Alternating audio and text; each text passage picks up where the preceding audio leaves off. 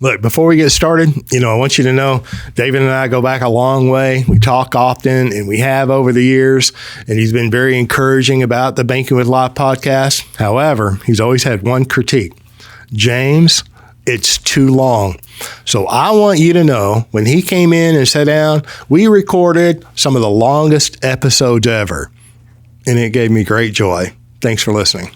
In this episode, Ryan and I sit down with our friend, David Stearns. He's a director of the Nelson Nash Institute, the president of Infinite Banking Concepts, and the son-in-law of Nelson Nash. We had fun and hope you enjoy listening. Thank you. Welcome to the Banking with Life podcast. I'm your host, James Neathery. I'm your co-host, Ryan Griggs. And listen, we are uber excited. I'm always excited when somebody is live in the studio, and I know I always say that, but we have with us today David Stearns, president of banking or the Infinite Banking Concepts. I know I should know all this, right? President of Infinite Banking Concepts LLC, and he's one of the 3 board members of the Nelson Nash Institute. Longtime friend. He really runs the Infinite Banking program out of Birmingham, Alabama. He's Nelson Nash's son-in-law and just a dear friend. And so we're excited to have you here, David. You're right in the middle in the hot seat, sir. How are you? Well, James, I'm doing well. Thank you. It's great to be in the huge Alvarado. Is that how you pronounce it? Alvarado, Texas metropolis. It's the world headquarters. Metropolis, yeah. The world headquarters of Banking with Life. Yeah, that's I've been a Banking with Life proponent from day one. I think I have a 2-minute segment on that video, don't I? Yeah, you do. In the Banking with Life DVD? Yeah. You were I think Nelson was the first guest, years ago, and you were like number 3 because you flew him here from Birmingham. I'm like, come on, David. And David, listen, he's like, I'm quiet. I don't have anything to say. They don't want to hear me. And sir, you're David Stearns. People want to hear you. No. Well, can I tell you why I say that? I don't want to be. Yes. I grew up in the military, both as a dependent and active duty guy. And my persona in the military was the guy behind the scenes. You got the battalion commander out there, rah, leading the troops. And I was the battalion XO saying, I can't believe you just said that, so I'm gonna have to figure out a way to get it done. I don't like to promote myself publicly like at that, but I like to be a behind the scenes kind of fella who's trying to make sure that we're heading in the right direction, that IBC is moving forward, IBC is growing, even among all the distractions and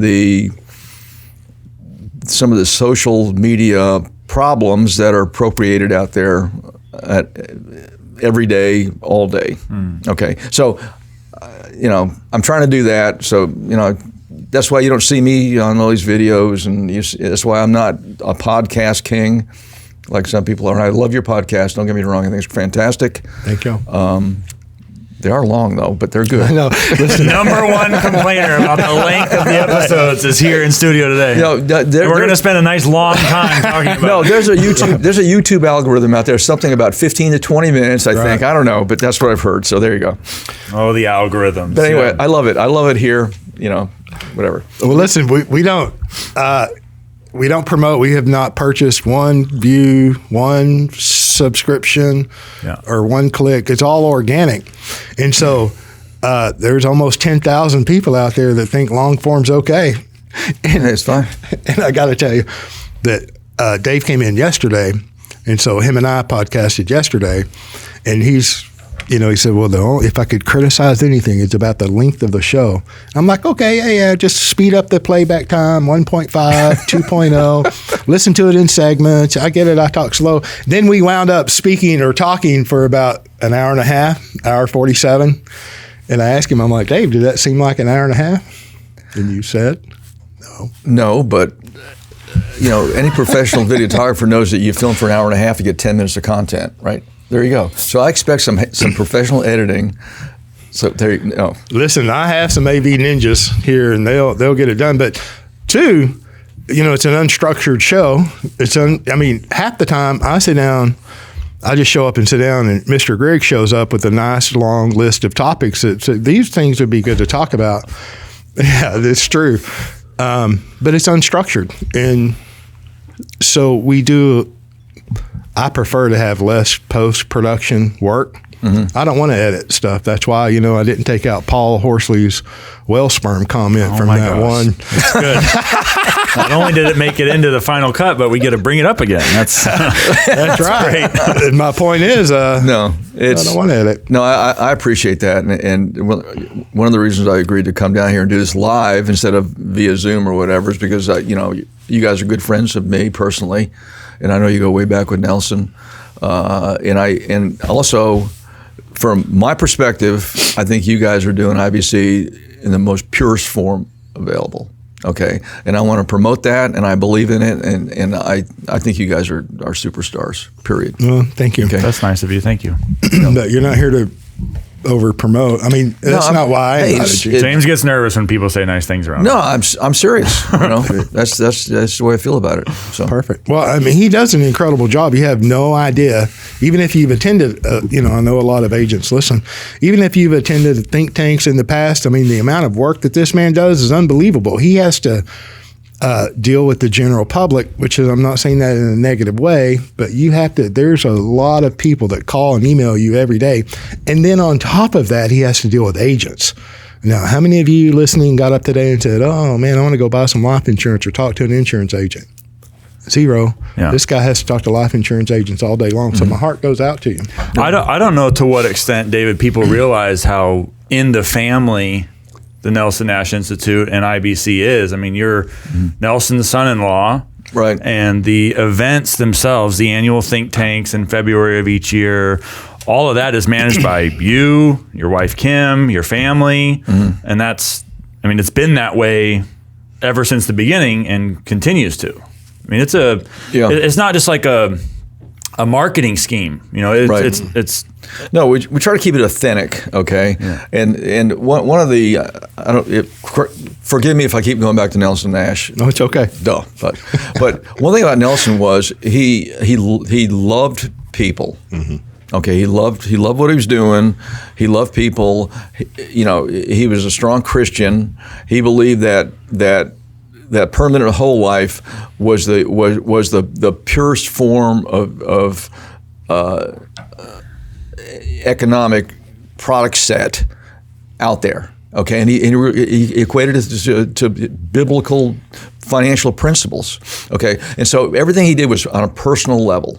Okay, that's why I enjoy doing these seminars, mano on mano, face to face. If there's one person in the room or 100, he wanted to do it FaceTime. He didn't want to do it via Zoom. He wanted to love people. And so the think tank, we're trying to do the same thing. We have great presentations. Yeah, we talk about case studies. Yeah, we talk about best practices. But it's all about getting to know people and loving them. So we kept it in the family. We try to keep it at a level, a size where we can get engaged and we can try to talk to everybody there. Mm-hmm. Because quite frankly, I'll interview somebody for an IBC practitioner candidate application, and they go, yeah, I was brought as a guest to the think tank 4 years ago. It's like, well, I don't remember you. I'm sorry. Because again, it got out of control, and so we're trying to keep it personal. Yeah, I think it comes through, and I think you feel it at the events. Yeah. And part of that personal kind of deal. We talk about the book Becoming Your Own Banker and how that was an outgrowth of the seminar. I think you mentioned it recently on another podcast, right. But I wanted to stress that. I think sometimes people read the book and they're like, "Oh, this is exactly how I need to do it," right? And I kind of felt guilty of that when I first started. My first policy, little janky novelty thing that I kind of poke fun at now. But I went to the Big Four agent and said, "I want." This is long, months after I met Nelson, and said, "I want." 37.5, 62.5, just in equipment financing, $40,000 total premium outlay, 15 to base, 25 to PUA. That's a 37.5% of the outlay to the base, and 62.5%. I was like, I want exactly that, not knowing that, or not connecting the dots that this was meant to teach and to illustrate a concept, not to be here's the exact roadmap you follow. Right. Yeah. Well, Nelson said more than once he wished he never put any illustrations into becoming your own banker. Man, you could say that 15 He said times it would. over. And so when we did the second book, Building Your Wealth to Wealth, and I don't want to take credit for that, but I was kind of the guy that said we need to do something like this because you got stuff in your seminar that is not in BYOB, like the State Farm example. Okay, so we did that anyway. See, one thing we agreed to: no illustrations in that book. Period. It's going to be verbiage. Yeah, you have a graph of the State Farm policy performance over the 20 years or whatever, but exactly. Now, I shared this with James yesterday. I was one of the guys. Well, I was the guy.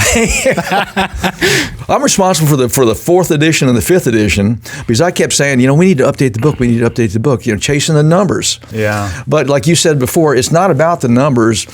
Equipment financing, those illustrations in equipment financing. First of all, they're not really illustrations. They're tables like based upon multiple illustrations that were combined to show a relationship between different numbers and different columns. And if you go back to the exhibit of the financing contract, okay, for the client Terry, who was Nelson's nephew, talking about an associate finance. He talked about, okay, this is how much he's going to finance for a logging truck, and this is what the interest rate's going to be. He reverse engineered that financing package into that illustration and contrasted that with flowing the same cash flow through the insurance company. And so it was reverse engineered. So you don't buy a policy based on reverse engineering. So you're right. You don't. There is no exactly right policy for IBC. Of course, I have my own feelings how I want my policies, and we can talk about that if you want to later on. But there is, to clarify there, that you can't, one shouldn't say, I built this policy a particular way, 60-40. You see that in the industry and have for years, 60-40 policies, right? They're good policies, though. Yeah, They're but, really good. I mean, they get that straight from equipment financing. Well, yeah. Yeah. I mean, now, when you say 60-40, you're saying 60% of the outlay to the PUA, 40% to the base. Right. Because that language, even the language confuses people. Because sometimes if somebody wants to refer to a policy where 60% of the outlay goes to the base, they'll say 60-40. Other people will say 40-60. Right. No, 60-40. And what's the difference? Yeah. Yeah. But just to clarify. But then, no question. But then I typically see it an awful lot of the times, and there's a reduced paid up, which is a contractual right you have in whole life insurance, or a premium not being paid in the future. But the policy would be designed in such a way that you could not pay a premium in the future. Prohibit future. When that is not what Nelson illustrated. That was a paid up at age 65 policy, preferred, guardian, So, yeah. No, it's, going back to, Nelson was a captive agent, okay, for Equitable for years and years and years, and he loved the company, he loved the product. The first policy that I bought from him was an Equitable product, and probably 5 or 6 or 7 more the same way. And then they demutualized, and he ran as fast as hard as he could when they did that, and then he believed in the agency model when he first started out, because he had an agency manager in Birmingham who was just a superstar guy. He was a leader is what he was. He understood the industry, he understood the product set, and he led, nurtured, and trained his agents. And Nelson was perfect because he was, as a forester, he understood the long-term benefit of the permanent life product. He saw that. I mean, he knew it was part of his mindset. And so when he came, he transitioned from forestry into the life insurance. He was in a perfect scenario, and I mean he was a superstar in the industry. And they want to know what are you doing? How are you doing this? And so they actually the life insurance companies were asking him. They asked him that, and in Equitable he didn't really get involved in it. But when he was a guardian agent, then they said, what are you doing? And so he actually flew to New York City to Guardian headquarters and sat down and told them what he was doing. He didn't call it IBC. He said that was something later. but they said, "Yeah, we need to film this." And so they interviewed him, and he started talking about it. Next thing you know, they got a lawyer in the room, and they're doing compliance, this, that. It never moved anywhere. Okay, and that's kind of when he realized he's going to do all this on his own, and so he started doing his seminars. Can I ask you? Do you know? I don't think I know the answer. You may not know the answer. What prompted Nelson to start in insurance in the first place? Do you know? Well, I might be wrong, but from what I remember, he was an independent forester in North Carolina. Mm-hmm. And he was, he's an innovative guy. He's just an outside the box thinker. He always was. And so he took what he learned in forestry school at Georgia, and he went up to North Carolina, and he had a brother who was kind of in the industry also. And he took what he learned, and he started being innovative about, I don't want to call them tree farms, but it wasn't just about, okay, I own 100 acres, let's go out and let's, pick the trees we want to cut down and cut them down and make money on them. He said, no, let's go out and clear the land. Let's go out and let's plant trees. So and if we do it right, you're going to have a steady stream of income for 40 years. Okay, and it's in the book how he does the cutting and the pruning and whatever. Mm-hmm. And so he started doing that. And anyway, there was a huge... there's a big pulp mill and big logging industry down in the Birmingham, Tuscaloosa area. And somebody somebody's recruited him, said, come on down and work with me, And so he was praying about it. He said he went to his pastor and said, I really think I need to, I don't know if I want to do this or not. And so anyway, the pastor, kind of knew Nelson, so they talked about it, and he actually witnessed a conversation between him and the guy who was trying to recruit him to come to Birmingham. And he said, Nelson, this might not work out for you. Come to Birmingham for forestry? Come to Birmingham. Shut down his personal industry, move to Birmingham, and either work for this individual or work with him. I don't know the contractual relationship, but he started working with this fella, and then Nelson realized within like 6 months, this ain't going to work. Huh. Okay, he'd already moved his family down there, he already bought a house, whatever. And so essentially, they parted ways within a year. Ah. And now he's like down in Birmingham going, I need a job, okay? And he always liked the insurance piece of it. His brother was a State Farm agency manager in Georgia. He owned policies. The first one he bought, we talked about this yesterday, when he was 14. Mm-hmm. Okay, so he always believed in that. And so I don't know the details, but he ended up interviewing for this job, working for the local equitable agency, and they hired him on the spot, and that's how he got into it. I see. Okay. A long-time consumer, and then something fell through in terms of what he was doing otherwise. He was exposed to life insurance. He talked about his brother selling the State Farm policy. Mm-hmm. So he knew about it, he believed in it, and he had an opportunity to get into it. And he was also he was an Austrian economics proponent. And so he saw that as kind of as an economic vehicle that you could use, at the UNB level. That's the way I remember. You spent much more time with him than I did, but I remember that, and that wasn't a very good parting of the ways. The pastor essentially said this is not a good idea, and he did it anyway. Oh, really? So you remember hearing that too? Yeah. Yeah, and the relationship was not good based on really. I don't know the details, but whatever was presented to him to get him to move wasn't going to happen. Yeah. Uh-huh. And then when he did the test, maybe he did LIMER test. I don't really know what kind of test, but after interviewing in the life insurance, with whomever, equitable, yeah. But it was the agency manager down in Birmingham. He was the guy that Nelson knew. This guy. He was a top-notch guy. Yeah. And that guy told him, he said, "Boy, you need to be riding life insurance." Yeah. And it was off. Yeah, it was off to the races. Mm-hmm. Was it right into permanent, or do you know if he spent much time with term or any? No, I mean Nelson believed in death benefit also. That's a fair question. No, but I don't know. I can't tell you, but if But he sold term insurance. He sold term insurance. He sold term insurance to my son-in-law.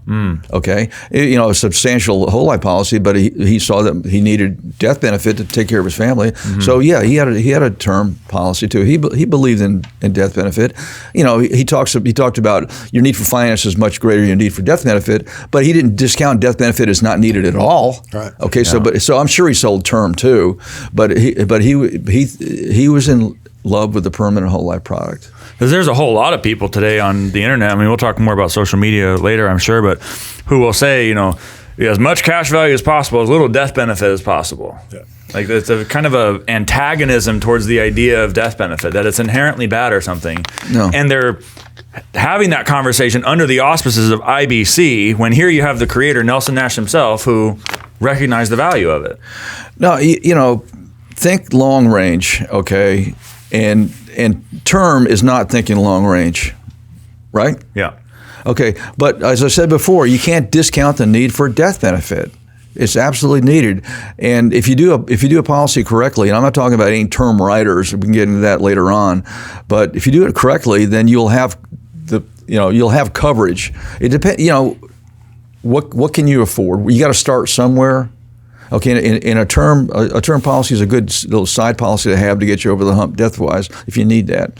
So, man, if I'm a young guy, well, go ahead. Sorry. Oh my God. you can cut that out. Hey, I'm not used to having three people at the table. Whatever, and I'm half Italian. If you're a young guy. Well, I didn't want to interrupt you, but I did. No, you said if I'm a young guy. If you're a young man, if you're a young person, you have a young family, you have a need for death benefit. Yeah. If you're in business and you have all these obligations, you have a need for death benefit. Okay, it's okay to solve for that. Can you solve for that and the banking function at the same time? Sometimes. You can solve for both, and you have to start where you're at. Yeah. And there is, I'm just emphasizing what Ryan said, is this lack of, it's almost disparaging. I don't need any death benefit. Well, don't want any death benefit. The least amount of death benefit as possible. And I'm sure I've used those words too.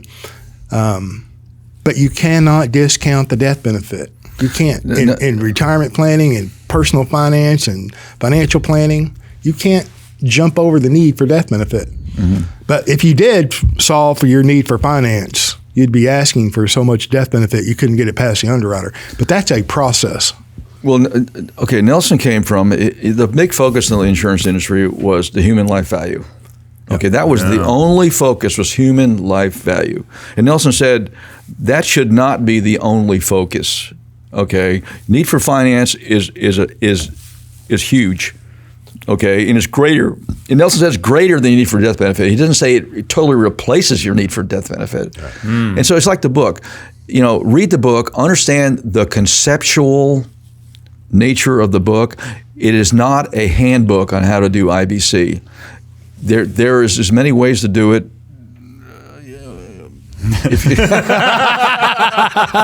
Within the context of using the right product set, okay, and having the important thing here is the client has got to understand what this is about. It's not you don't go to somebody and say, "Give me one of those," and then tell me why I need it, and I'm going to be rich in 5 years. Yeah, it's not about that, right? Absolutely, and it's not about a lot of things. It's not about getting as much cash as soon as possible, and then not really understanding the ramifications of that. It is really about controlling the banking function. Period. Somebody's going to do it. Banking exists. Somebody's going to perform that function, and it might as well be you, because whoever performs the banking function is going to be profitable. Yeah. Mm-hmm. I talk about this too sometimes in the context of what is a financial professional? I mean, I think a lot of the guys and girls who are now in IBC were in, they adopted the human life value centric approach, right? Mm-hmm. What's your need for insurance? What's your insurability? Others came from the securities world. Others maybe were in real estate or some other element of finance, and they've transitioned either fully or partially over to IBC. Whereas just because I'm younger is a circumstantial, like the nature of the timing, I've only ever done IBC and wanted to be an economist. So from my perspective, it's it all comes back to what Nelson said and what you repeated here, that your need for finance is greater than your need for death benefit. I mean, that idea of the need for finance, and I think of that in terms of capital, right? Your need for capital, and then the cost of it. And to me, I think the thing that is just so glaringly obvious from a technical, conceptual, economic perspective, it's like the problem in an individual's financial world is the cost of dependency on the banking function. Mm-hmm. It's in the volume of the interest that's paid to the lenders, despite what the fake APR stuff would imply, and it's in the profit generation, the dividend that ordinarily goes to the shareholders of the bank. Solving for like how to recuperate, how to control, how to reclaim those two elements solves the biggest problem in an individual's financial life. And I think that's what Nelson was saying, was when you say your need for finance is greater than your need for death benefit. It's like, yeah, and your need for finance is greater than your need for mutual funds or to go get a high rate of return in your tax qualified plan, or like, I think that's the primary objective to solve. Well, there's a primary objective, and you're correct in everything you're saying, but there's also IBC is so much bigger than life insurance as it's described in the book, and Nelson gets into it, and he kind of gradually moved into it more in later years. The need for finance, yes, okay, but there's also, you need a place to warehouse your wealth. Okay, and that's not a need for finance. That solves any financial problems you might have, but we're talking about warehousing wealth now. So how do you do that efficiently? Okay, that's another one. And number two is you need a good way to transfer wealth to the next generation or two or three or four. Okay, so you need to solve that problem also, correct? Mm-hmm. Okay, so they're all intermingled, okay, and they're all very important, but I get folks calling me all the time. It's like, I like IBC, but I don't have any debt, so why should I do it? Right? Yeah. Well, when you solve your need for warehousing your wealth, where should you warehouse it? What is a proper place to warehouse your money?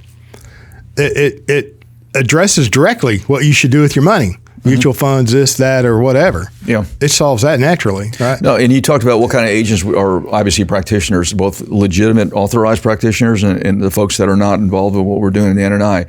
Well, we have this all over the board, okay? And you came in because you were exposed to it the right way, I think. Yeah, through Bob. Through Bob Murphy. Yeah, and then immediately the book. And then you wanted to be a practitioner, okay? And then we thought you needed a mentor. Yep. Okay, now who picked your mentor? Nelson. Or was it you? It was me. Okay. So I've attributed that to Nelson all these years. Because you had a personal relationship with Bob Murphy, and I said, this guy is really friggin' sharp. Okay, he's really young. He could have, if he sticks with it, have a long track record. He could be like something that will really help the movement going forward. So I wanted to make sure that you were mentored by somebody who was totally vested in how Nelson taught this. And it's not just about insurance with Nelson and insurance with James Neathery. It's about his understanding of economics and history. Mm-hmm. Okay, so I thought his intellect plus how he does business in the insurance industry would be a good fit for you.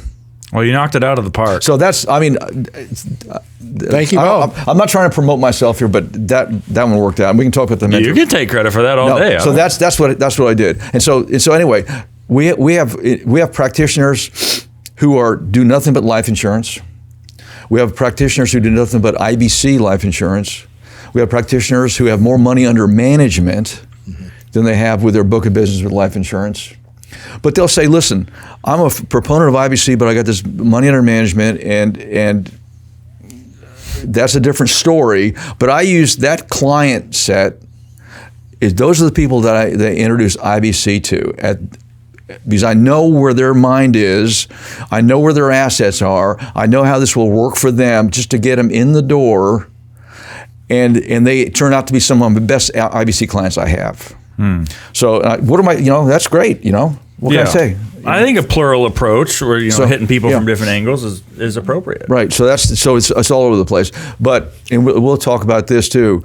James asked me before, what type of individual, professionally speaking, are we interviewing to become IBC practitioners for the most part? And I would say for the most part, most of them are people like you who are they want to do IBC personally, or they have done it personally, and they see it either for 5 years, 10 years, 15 years. They see it, they believe in it, they use it, and they use it, and now they either want to transfer their career, transition their career from whatever they're doing to become an insurance guy doing IBC because they believe in it, because they've experienced it. And COVID, when it shut down a lot of people's careers and whatnot, we saw a lot of folks, and it was like, when we interview these people, it's like, okay, can I ask you, why you're doing this interview?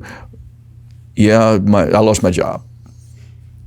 Okay, well, that's not a good, I'm sorry to hear that, but when they say, and I'm doing IBC, and this is I said, who are you working with? What does your portfolio look like? Whatever. Okay, this could be a perfect transition.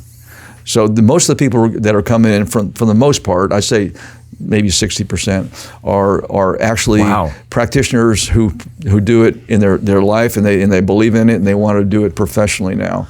I mean, I do think it's appropriate for somebody to have implemented IBC in their own life first before becoming an agent. But then I also think that there are people who think, oh, I'll just do this part-time and generate some passive side cash flow. Yeah. And it's like, you're in fairyland. Right.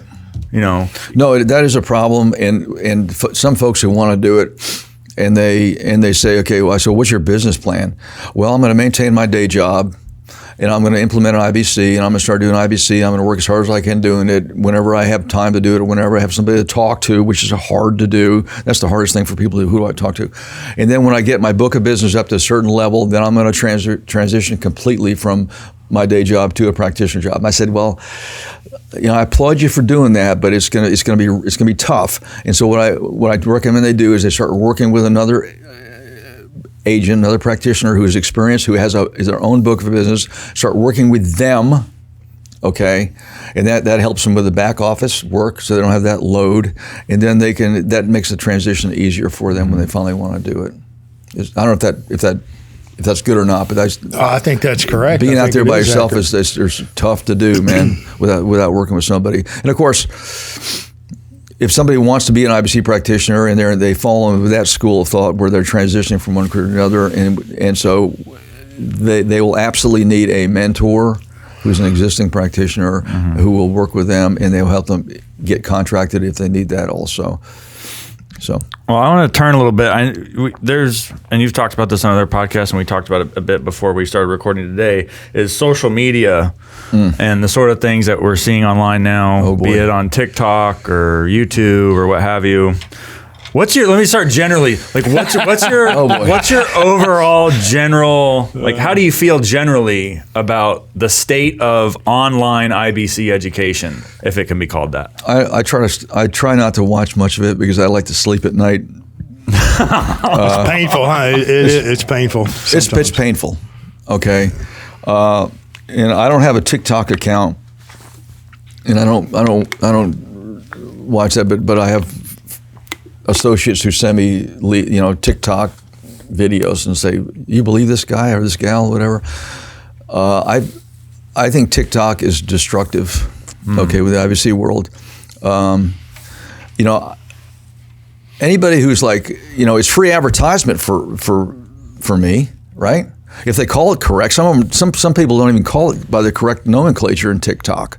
Right. They call it something else. They don't call it Infinite. They call it Infinity Banking or something like that. But no, it's free. So many different names. It's free ads. Yeah. So, gee, why would I be disgruntled about somebody who's advertising, my concept, i.e., my trademark, for free? This is good.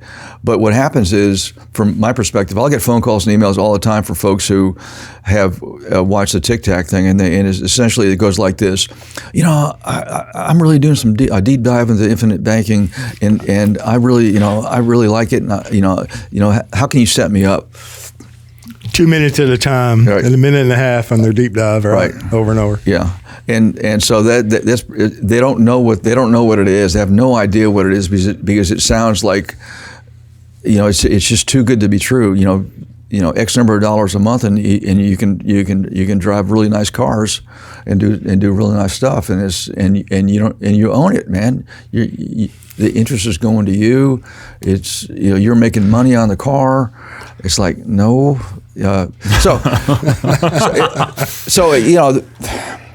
that's. I feel sorry for people who get into IBC through TikTok and they get misdirected to somebody who doesn't believe what we're selling, and they have their own idea of how they want to do IBC, and they're selling them the wrong product set.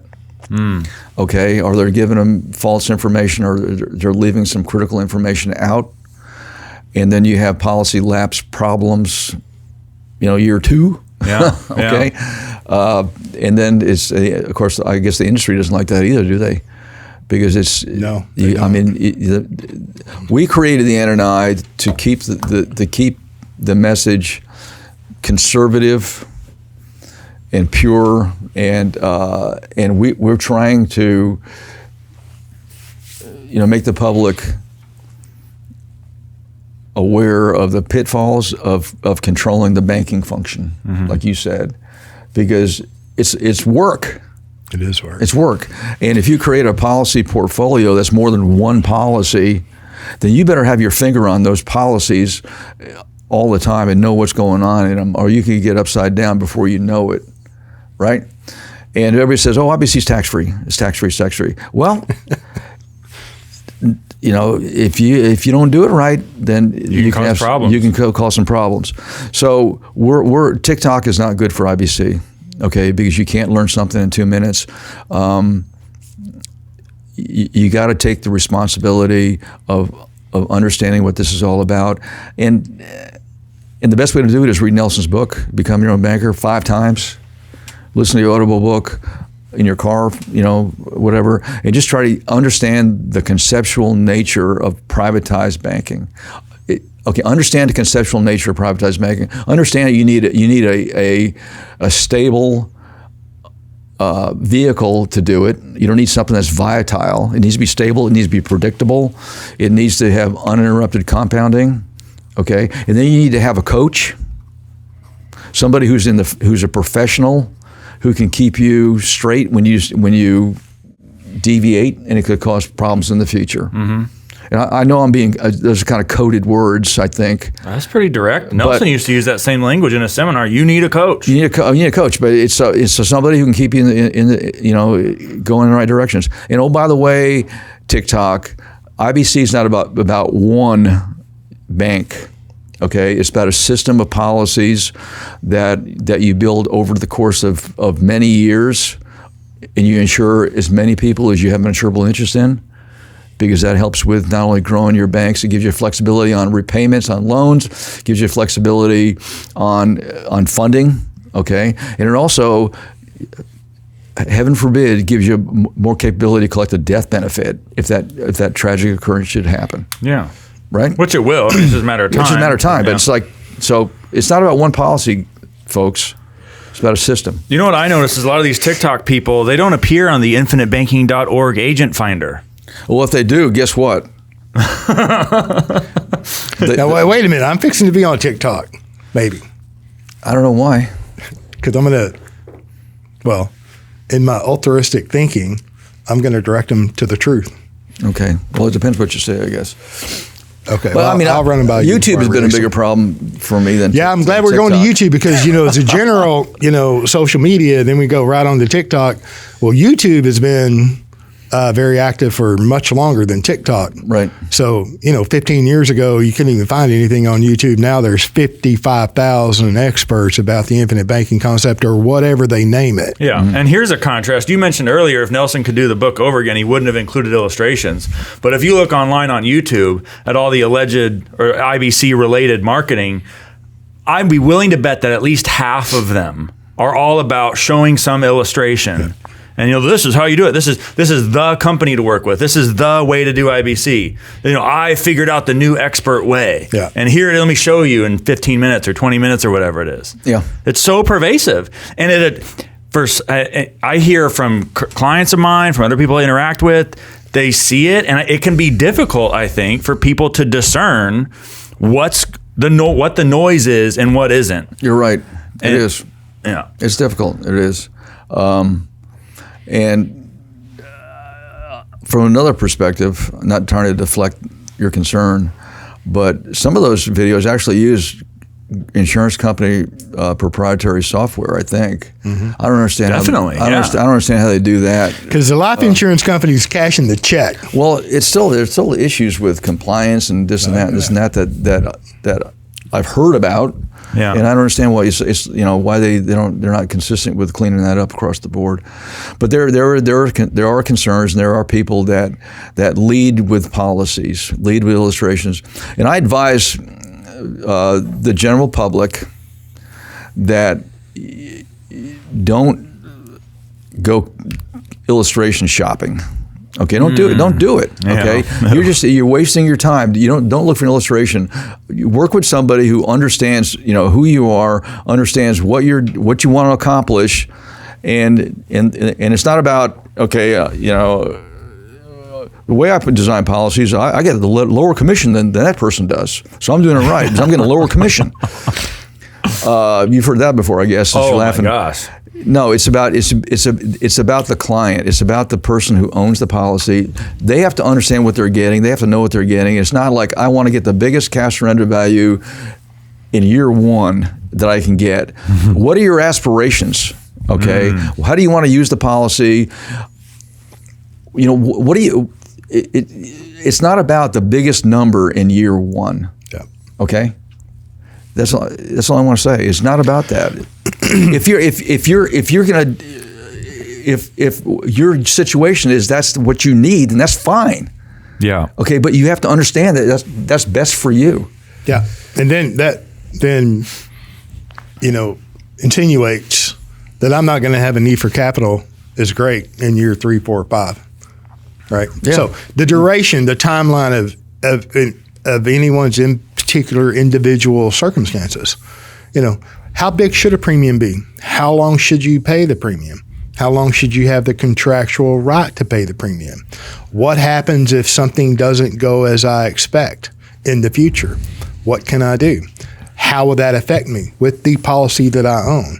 And you can't determine that by looking at a life insurance illustration. No. That knowledge comes from experience and then working with an experienced agent and advisor. Right. And it's critical. It's critical. Here I'm 59 years old. Do you think I want to be forced into underwriting at 59? Yeah. No. And I'm willingly going, right? But don't force me into it, right? Because of a particular policy design that was less than optimum, right? So, well, I know you don't want to look. No, you're right, and I think it's important we talk about this. But on the other side of that note, if I realize 5 years down the road that this policy design was not optimal for me, right? Okay, what do you do with the policy? You keep it. Yeah, it depends on the circumstance, no question. But okay, that's fine. Keep it. Don't replace it. Right. Okay, the second one. Now the second one's going to be different. Yeah. Mm-hmm. Okay, so I just want to make that point. No, that's a great point because we talked about that at breakfast. Ryan has the same experience. We talk to people every day, different circumstances. Maybe they've done this and they've discovered this podcast, or their learning has increased. And now I wouldn't have done that, but I did it. Now what do? Replacement is almost the last thing you do. Recommendation. Yep. And I'm not saying it shouldn't happen or it doesn't happen. Ding, ding, ding, ding, ding. I don't care who the agent is. If the first word out of his mouth is replacement, his or hers, then that's a red flag. That's a red flag. Yeah. Okay, red flag. I don't care. If the company's demutualized. Some companies some of them you got to replace them because they're going to be a black hole. But if that doesn't mean every one of them needs to be replaced. If it's a mutual holding company, don't need to replace the policy. Maybe you can throttle back on it. Okay, drop this rider or drop that rider or whatever, but don't replace it. Right. Unless it's very unusual circumstances. I agree. I'm glad you brought that up. I want to mention this too on that social media topic, because there's never any conversation about, we're talking about coaching. Mm-hmm. There's never a conversation about service. Oh. You know, I think there's this idea online that IBC is this thing I buy, and once I buy it, business is settled. I'm off. I'm good. Like, you know, it's like getting a car or going to the store. This is totally different. And I think it's a lot of this marketing stuff to me, and this could be wrong, but I see guys on social media, girls on social media, importing marketing strategies from other lines of business, from other sorts of product sales. Maybe they're doing books, or it's the coaching, or it's the consulting, or whatever, online solopreneurship, or whatever it could be, and importing those marketing strategies over into IBC, totally missing that the nature of this business is different. Like, this is an ongoing. I mean, we're really just starting a relationship here. No, you're talking about selling a product and moving on to the next person. Yeah. Product. You know, sales. You're right. It's and I don't know. From an agent perspective, if your primary business is IBC production, okay, how many clients can you handle in a responsible way? A lot. I mean, I'm talking about an independent guy out there all by himself, guy or gal. That doesn't have the fantastic team. They don't have a fantastic team behind them like you guys do.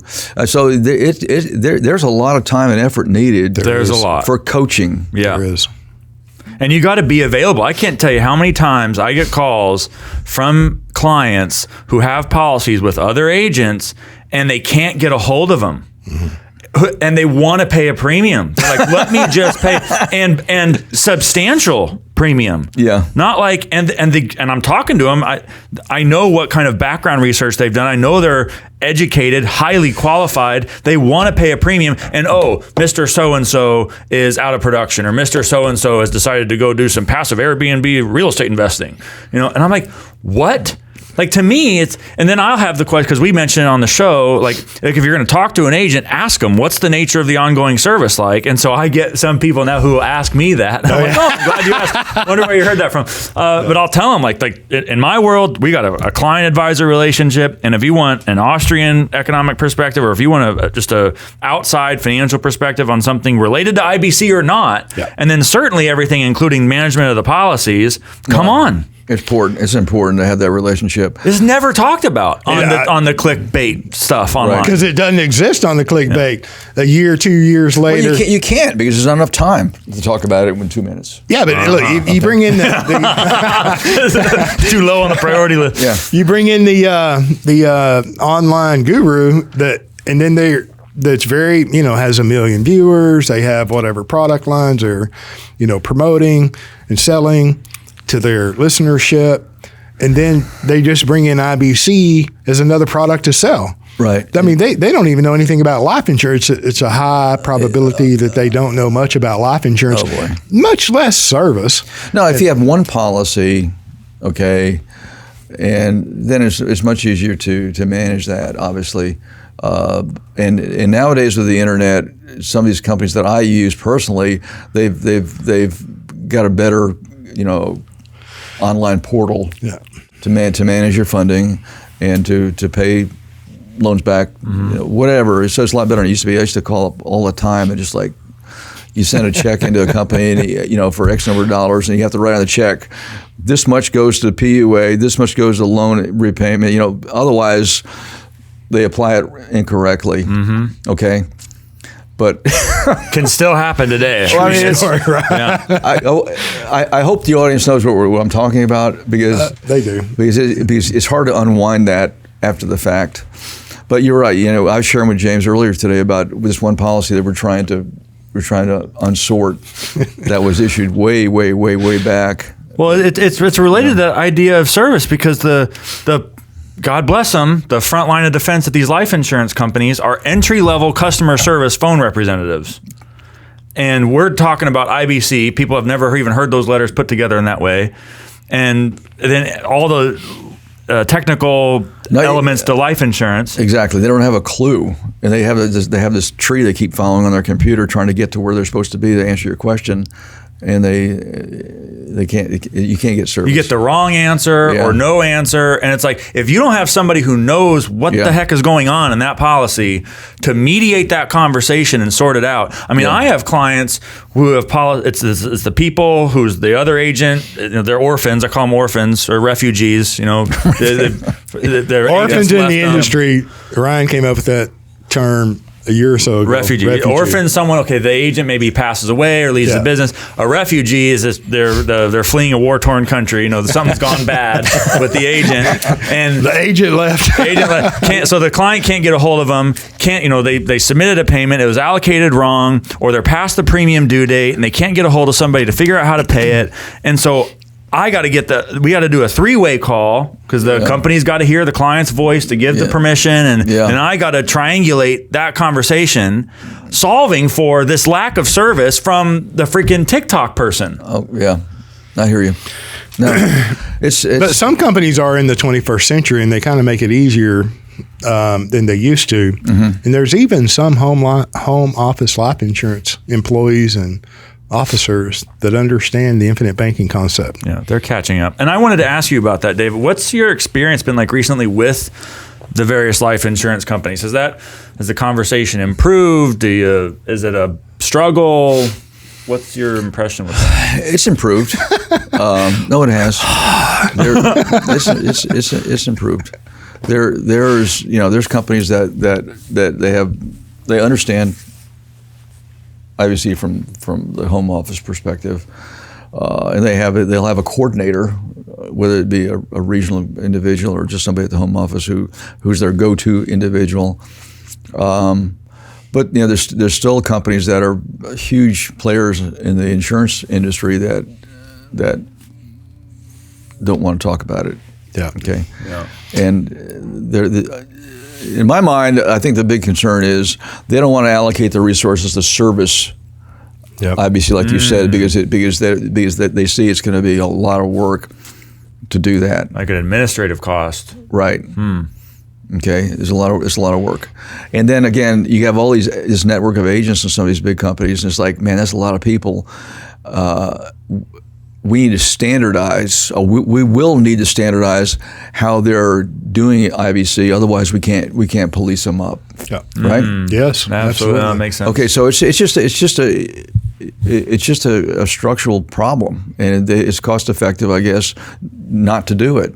And they solve for death benefit. But there are some major companies that I see their ads. I saw one on the Super Bowl a couple years ago. They talked about living life benefits of the whole life product, which is at least that's one step in the right direction. It's closer. Yeah. But IBC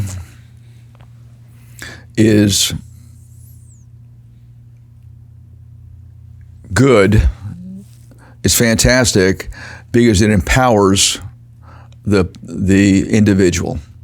Okay, that's number one. When you talk about controlling the banking function, you're empowered. Okay, you have got the loaded gun. Mm-hmm. Okay, you can't. I mean, I'll talk about my father's mutual fund later on, where it's just like watching it. You're watching it. Oh, look at that! It's going the wrong way. Oh, look at it's going up. Oh, it's going down. It's going up. Okay, you can pay a premium, put a policy in your desk drawer, and then a year later take it out, pay another premium, never think about it. But that's not IBC. That's owning a whole life product or whatever product. IBC is if you're using it, okay, to finance your lifestyle or whatever, then you have to have your finger on it because you're controlling it. You have to do it correctly. So the loaded gun is in the client's hands, and some of these companies don't want that. Okay, they want to be in control because they want predictable results. They want to keep their lapse rates down, and I don't know what the industry standard is, but you guys do because I'm not in the industry. But something tells me if you do an analysis of lapsed policies, probably most of them have substantial loans on on them. That's sure. a precursor in the industry. Okay, and so those loans might not be, loans to finance cars the way Nelson taught to do it. They might be, the guy has got loans out there to pay his premiums. Mm-hmm. Yes. I don't know. It probably tells me what it probably is, and they get to the point where they can't do it anymore because now the policy's upside down, and so they walk away from it and it lapses. Okay, so that's a reason that these companies might be hesitant for embracing IBC also. Yeah. Even though it's something, the lapse rates are totally different than what we're talking about and how a policy is actually used. So some of these companies, they've been able to wrap their mind around through experience in the last several years that the block of infinite banking business, quote unquote, that they have is very profitable to them. Because you're talking about predictability. Mm-hmm. The life insurance company, that's what they want. That's what any business wants. Predictable income, predictable expenses, right? Premium is income to the life insurance company. Right. The death benefit is an expense to the life insurance company. The cash value is an expense to the life insurance company, right? So even with their lapse ratios, when they design a policy, the lapse ratio is very important even in the design, right? And so if you have a high lapse ratio, it's going to affect the profitability of a block of business. Well, inside the industry, and I'm not speaking as an industry insider, however, the block of business currently in the Infinite Banking Concepts footprint, from the life insurance company's perspective, is a beautiful block of business because it is very predictable. It's very predictable, and it's even more predictable if the client is responsible and he's got a coach. No question. You have to be an honest banker, right? You have to repay your loans. You can't go anywhere in the free world and get a loan. Well, you can go to the federal government, I guess, and get a free loan if you're a crony. Other than that, you can't go anywhere in the free world and get a loan without a loan repayment. Mm-hmm. So if you're going to value the third-party lender's money greater than your own money, there's an adjustment that needs to occur in your thinking. If I'll go down to the third-party lender and I'll pay them 6, 7, 8, 9%, and I know everything is not at 2 or 3%, if I'll value their capital, their money at a greater value than I would value my own money, there's something wrong in my thinking. So if I'm willing to pay the third-party lender 5 or 6, 7, 8, shouldn't I be at least willing to pay that minimum amount to the life insurance company? Yes, but the typical American/Canadian doesn't think like that because they've been indoctrinated. Yeah. Okay, they don't understand capital theory. They don't understand maintaining control of your cash flow, keeping it within your sphere of ownership, right? No, and I think that, this is much more than just about life insurance.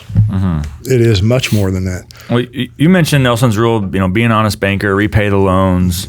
We're talking about online social media stuff. There's another strain of this is the idea that, well, when you do IBC, you don't make your money in the policy. You want to take out that maximum policy loan as soon as possible to go invest somewhere else.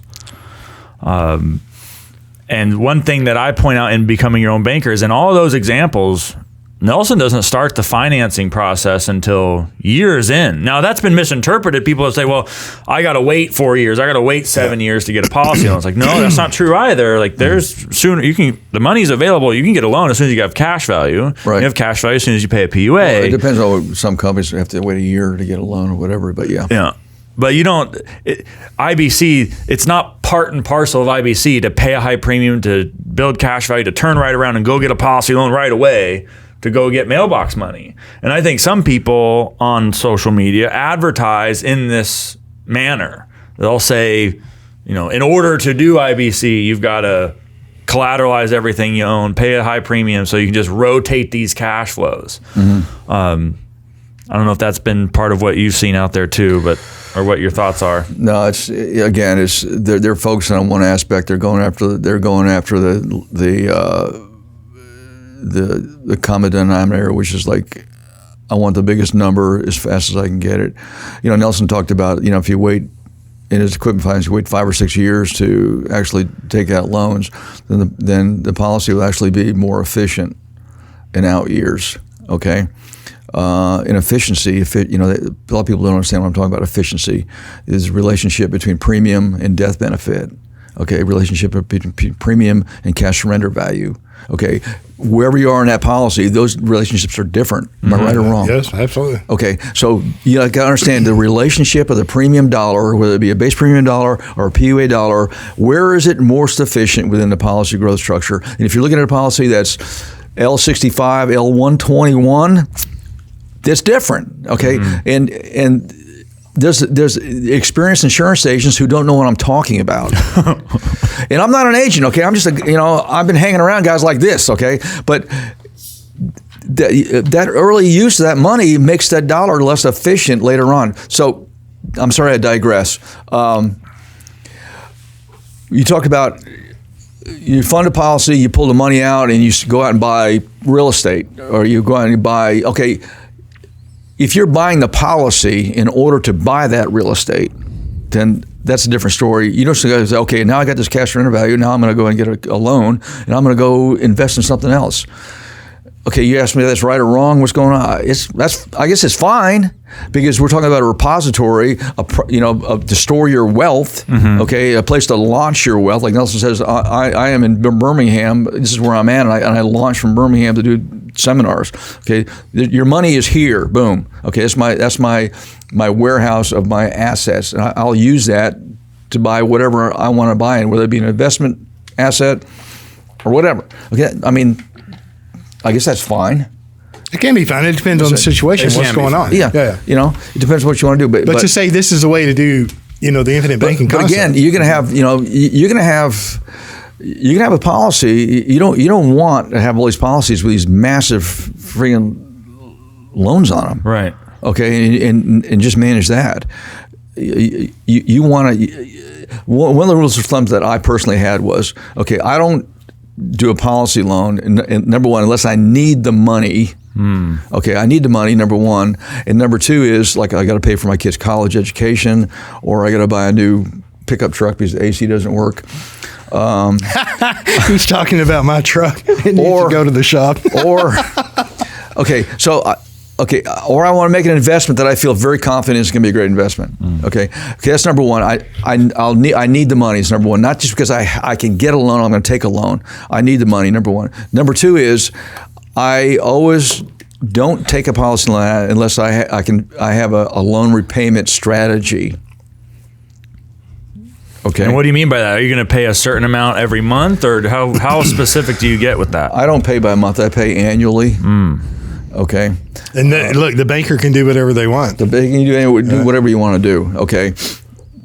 I don't want to get the nuts and bolts because it's different for company A than company B. But if you have a loan, the key of the loan is, from my perspective, is not the anniversary of the loan. It's the anniversary of the policy renewal. Date. Yep. Okay. So when you take a loan out, you got to understand, when that policy renews, that's when that loan's going to be recast for year two.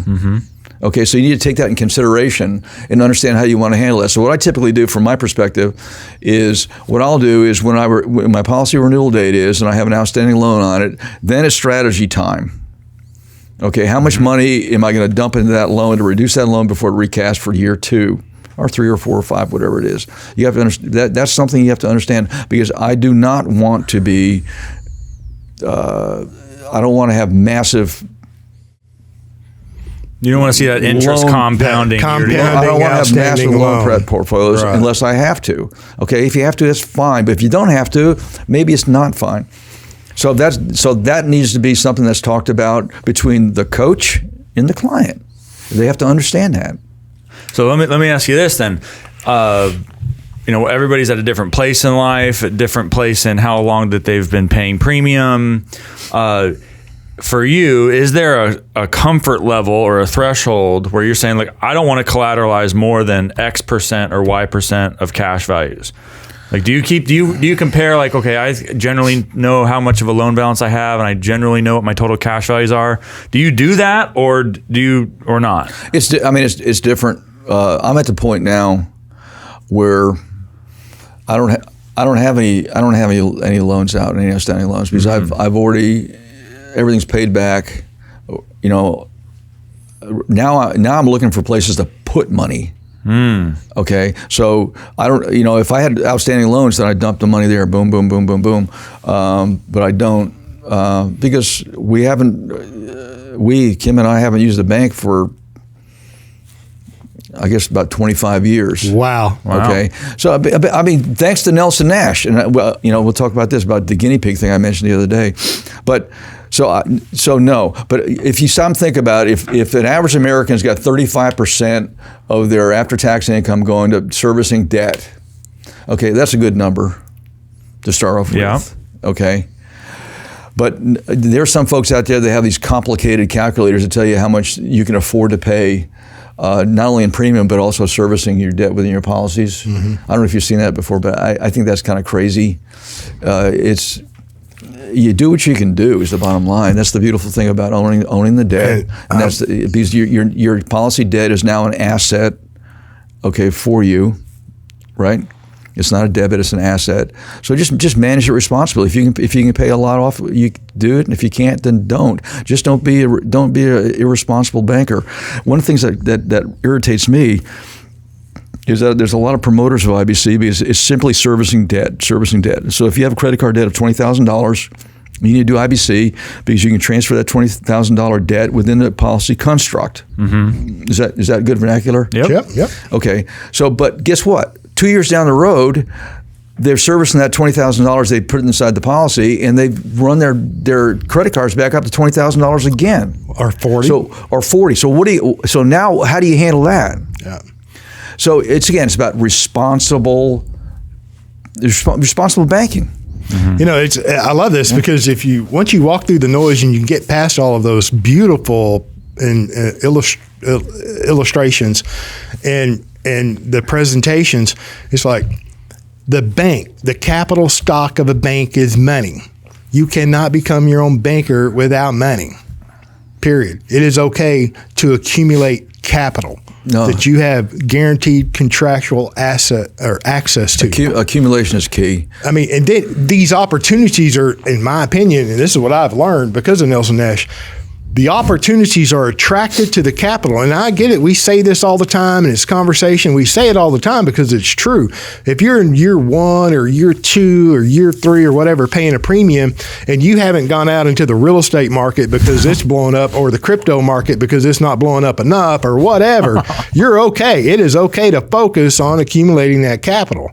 Yeah. Right. And, the idea, 15 years ago, we all ran Excel spreadsheets on how to capture your debt. That is one thing that you can do if you have capital and you can control it within the infinite banking construct. Yeah. That's just not a big deal. But should you go out and pay an exorbitant, or huge first year premium to take over a credit card or a particular loan? No. No, you didn't accrue all of that debt because you had an uber amount of discipline. I mean, I'm telling you, I brought in the Excel ninjas to do these illustrations, and about the majority of the clients who started that way, and I'm going back sometime, they did exactly what you said. They took over the car, they took over the credit cards, and then they went and bought their mom a new car, or they bought their mom a new house, or whatever it may be, and then all of those credit cards went right back up. Now they have a tremendous outstanding loan in the policy, a greater outstanding balance on the credit cards, and there was, sure, the life insurance company got paid, the agent got paid, but the consumer, the client, was not helped. He's not helped. In fact, the loaded gun scenario, it was self-inflicted gunshot wound. Yeah. Okay, because he wasn't coached properly.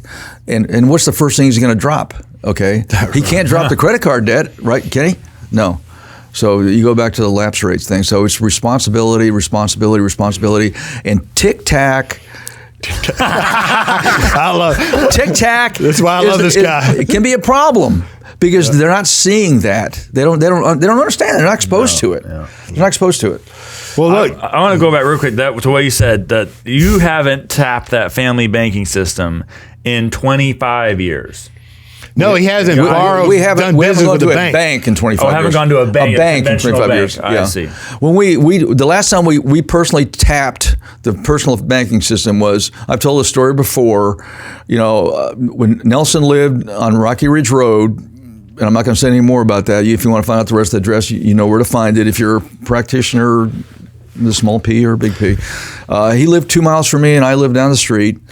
And then in 2010, the last time we did a major tap, he said, "Okay, I'm having a hard time managing this big property, this massive property. 3 stories, full of trees." No, it was like a 2,500 square foot house built in 1960. It was nothing massive, and so we're going to move to a garden home. And you and Kim, my wife, told us that you wanted to buy the house. Well, guess what?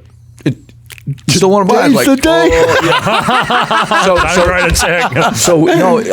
It was Nelson was very gracious about it. So you can buy the house, and I said, okay, we're going to do it. So what we did was we used our policies. If you're familiar with a construction loan, where you get the assessed value of the property coming up, and the bank will say, okay, we'll loan you $500,000, but instead of getting the $500,000 all at once, you just do gradual increments as you're building the house. Yeah, they piecemeal it and send the inspector out there to make sure the job's going along to meet the loan. Yeah. Well, what we did was we hired an architect, and we said, man, Nelson was a brilliant economist, a wonderful Christian man, and an amateur architect. Modeled after Frank Lloyd Wright. Frank Lloyd Wright was one of his. He didn't like the man; he liked what he was doing in the architectural work. But anyway. And we said, we need to fix all these problems that Kim and I perceived with the house. And she said, well, if I was you, I'd just tear it down. And I said, you don't understand. We can't do that. Going back to the family ethic that you mentioned earlier, we can't do that because this is Nelson loved this house and lived in it for all these years. And he's remodeled it from the most part. We want to fix these types of problems. And so she said, okay, so we did a really nice plan with her, And so what we did was, we looked at our policies, and we said, okay, we can afford to buy this house from Nelson. It was a good family deal no matter what. And then we can afford to remodel it the way we want to do it. And so essentially we ran $500,000 serviced through policy loans at $25,000 increments. Every 2 weeks we get an invoice from the builder. It was $20,000 plus or minus, and it was a policy loan, and it took 3 or 4 days to service the loan and all that stuff, like all the administrative fees. So that's what we did. Ka-dink, ka-dink, ka-dink, ka-dink, ka-dink. Mm-hmm. And then a year later, we built a detached three-car garage, and the third bay was for Books. Full of books. Oh, wow. The black inventory. Book inventory. Instead of paying a storage unit, which I was doing for years with all these books in it, I moved all this stuff into the garage. So we financed that $110,000 garage same way. So we had about $500,000 in debt. That was serviced 2010. That was serviced 2010. That was the last time we did it, and whatever. We paid it all off. Within 7 or 8 years. Mm-hmm. So our biggest finances that we did was for the kids. They, cars. We financed all the kids' cars, and we moved from, the book they talk about. Susie setting up a lending. Lorelei leasing, leasing cars to doctors and whatever. So initially we started off with a leasing company, and we leased cars, and that became. That's Dodd-Frankenstein Act. We didn't like it. We said, no, this is stupid. We're just going to finance the cars. We're not going to lease them. So we financed cars for us and for the kids. And then when the kids got to the point where they wanted to do, kitchen remodel, whatever, we financed that for them. $50,000 kitchen remodels and whatever. So that was all done. And so we handled everything in house, and so we never had any debt outside of our insurance company policy loans. And so, you talk about, a stress-free, like Nelson talks about, way of life, because we had no debt, and it was, and so essentially, there's outstanding loans that the kids owe us for. Kitchens and stuff like that. Are they paying on time?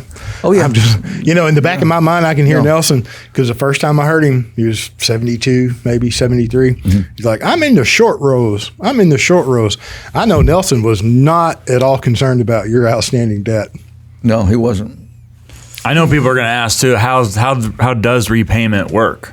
Do family members pay you back at a regular interval, or is it when the money's available, or no? How do you manage that? It's a regular interval. They use that Vimeo app.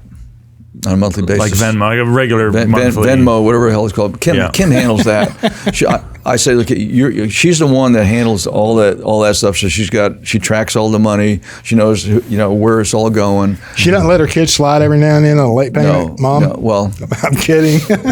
She didn't give him a gift this year, by the way. It's like forgiving certain amounts or whatever. But anyway, no, there's your gift. Forget a portion of your debt.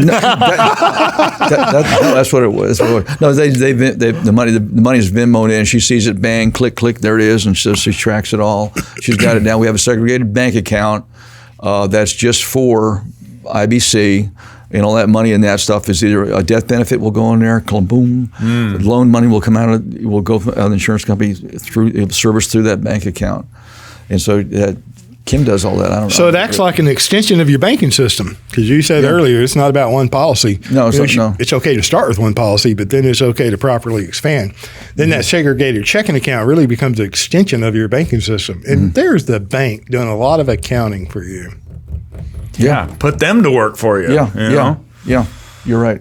It's it's easy as long as you have a strategy that's number one legal, number two responsible, and you stick with it. So and two, that brings up to mind, having a place to put money. We've talked about this many times, several times, and a couple of times over the last day or two. That's could be a legitimate part of a plan, right? What element? What do you mean? If I have an outstanding loan. Now, and of course, you shouldn't make a loan without a strategy to repay it. It could be monthly. It could be however you want it to be. But if I'm going to I use the analogy of if I'm going to do real estate, if I'm going to do a buy and hold and I finance it through a policy, there's going to be a monthly loan repayment, right? Because there's a monthly rental cash flow. And I'm not saying go jump into real estate. Okay, I'm not. But if I, fix and flip, right, then there may not be a cash flow. It's going to be a cash flow away from me, the repairs and all of that. But at the end of that successful fix and flip, there's going to be a lot of money coming back. So that's a lump sum loan repayment as opposed to a monthly regular loan repayment. And then, but as a place to put money, it can be, and I've seen some beautiful presentation down in the big wide world. It's like, just borrow as much as you possibly can, go do this, and now you've just created a place to put windfalls, which is a legitimate statement. You've created a place to put windfalls. That does not then necessarily say to borrow 100% of what you have available in loan value is okay to do because you've created a place to put windfalls. Does that make sense what I'm saying? Yeah. Okay, so if we talked about don't steal the peas. Yes. What does that mean? What does don't steal the peas mean? Is number one, go ahead. Well, you go ahead and say it. Be an honest banker. Yep. You got to be an honest banker. You have to repay your loans. You have to repay, and then you said underneath the don't steal the peas point, you got to have a place for windfalls. Yeah, we were talking about windfalls. So we sat down and before we turned on the cameras and everything, the 4 fundamentals, and then Nelson added the 5th. Number 1 is think long range. Right. Number 2 is don't be afraid to capitalize, i.e. pay a premium. Number 3 is be an honest banker. Don't steal the peas. Don't go run up all these loans that you have no method of or no strategy to repay those loans. And then number 4 was don't do business with banks outside of checking and savings, and don't be dependent upon the third party lender. And then he added rethink your thinking. But going back to being an honest banker. And so in this conversation prior to turning on the camera, David and I was talking about having a place to put windfalls, right? And so that is legitimate. And I said, well, that really goes up there with being an honest banker. But also being an honest banker also encompasses, look, if I'm 25 years old and I'm knocking it out of the park as far as income goes, I am nowhere near to my peak earning years in my life. Right. So as my income goes up, my premium payment should go up as well. That's also a part of being an honest banker. Yep. Right. And so also that's why I said a place to put windfalls goes under being an honest banker. Right. It can be part of a plan. It can be part of a strategy, right? If I know I'm going to buy a piece of property or 2 or 3, and I'm not going to buy any property, all right? I'm just putting an example out there. If I know that somebody I have an insurable interest in is going to graduate, it's okay for me to put a place or create a place, right? Put that to receive that windfall. Yeah. So I think that that's part of being an honest banker. Okay. Well, I didn't think that way initially. I thought the windfall thing was almost a separate commodity that we needed to talk about. But I see where you're coming from now, and I think I agree with it. So yeah. No, thanks. Yeah. One of those rules, don't do business with banks, and you had mentioned this before we started talking, is this idea of collateralizing a policy with a banker. Oh boy. Yeah. Yeah. I have a real problem with that. I mean, if you're chasing rates and comparing rates of return and saying, well, I can get a higher rate of return if I use a HELOC. Yeah. Well, the bank will lend me money at 2. The policy, the insurance company's going to charge me 5. For Why would I take a policy loan? Because one number is bigger than the other, and all that we got to do in finance is judge the difference between 2 numbers. It's right. Well, I think we touched upon that earlier, but if you just think about the 4 top rules that James just covered, thinking long range, and number 4 is don't do business with banks. Nelson talked about that. Okay, that's what started IBC is doing business with banks. Okay, he got upside down in real estate when the interest rates went from like 8% up to 21% prime, and he got upside down, and it's like, luckily he had enough cash surrender value so he could policy loan himself at a point where he could start servicing the loans responsibly and not have to declare bankruptcy. But why would anybody collateralize a policy with a bank? If you're doing that, please don't mention the word infinite banking concepts in public. Please don't say you're a proponent of anything we're doing, because that is not IBC. Okay, please don't do business with banks. And why would you take a private asset like a policy and use it as collateral for a bank loan or whatever? I don't care if you're getting 100%, more payout on your interest payments. Just don't do it. You call it something else. Call it something else. Don't call it IBC, because it's not. I'm going to clip that out and put that on TikTok. No, IBC. Okay. I'll say this one more time. I wouldn't do anything like that without your permission. Okay. Here's a clarifying statement. Okay, the infinite banking concept. Okay, and we can put a registration mark behind that or a TM, where do you want to do it, okay? You should. The infinite banking concept is about using permanent whole life insurance to finance your needs. Okay, it's not about using life insurance as collateral for bank loans.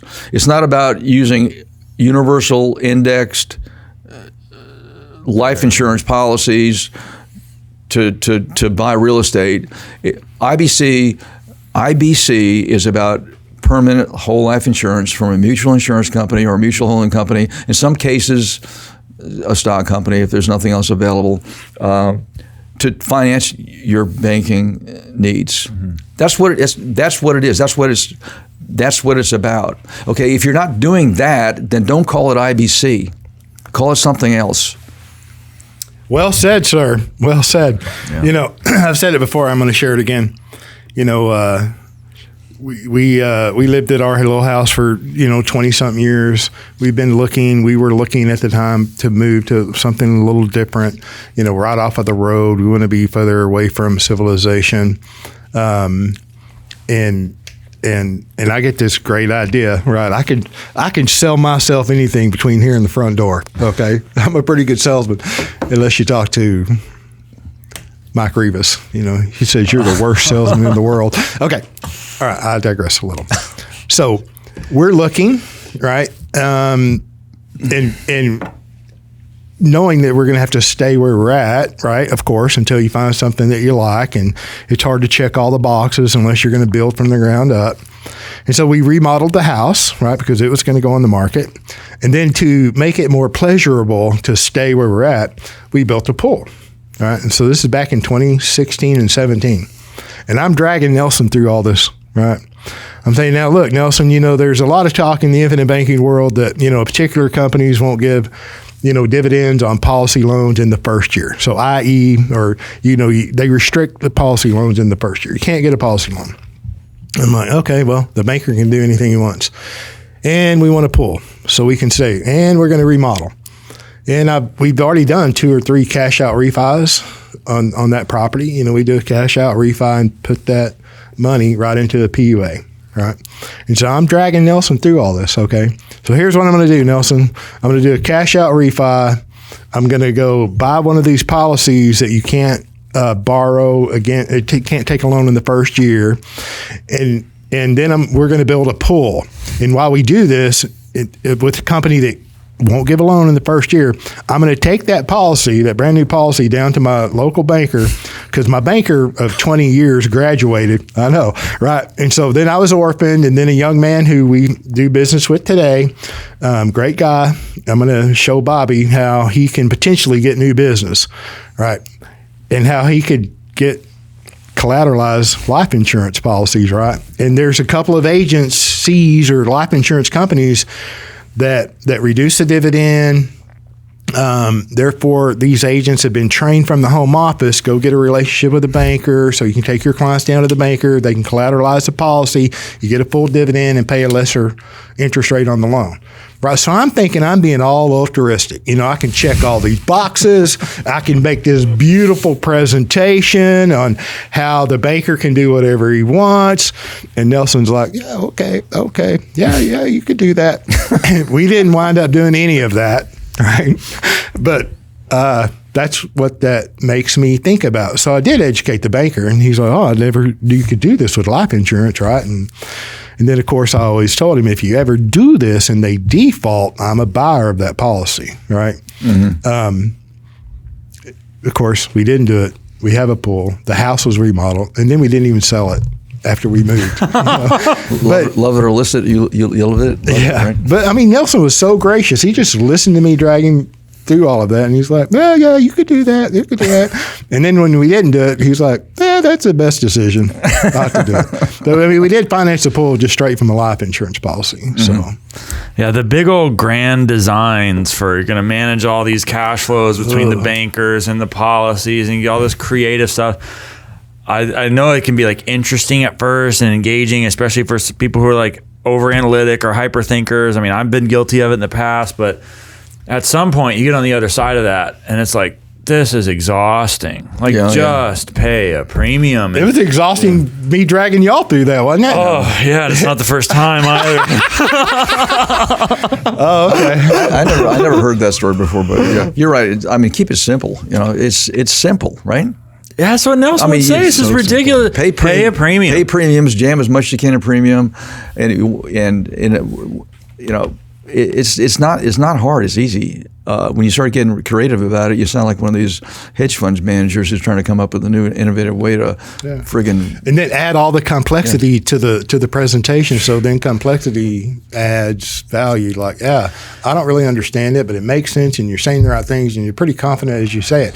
I'm all in. So that guy's pretty smart, man. He must know what he's doing. Yeah. But then there's this other type of behavior, this resistance-seeking kind of behavior, where people want to get hung up on the company. Well, which company? What about the big ones? I've never heard that name before. Mutual holding company. Is that a real mutual or a tier 2 company? Yeah, it's completely made up things. Yeah.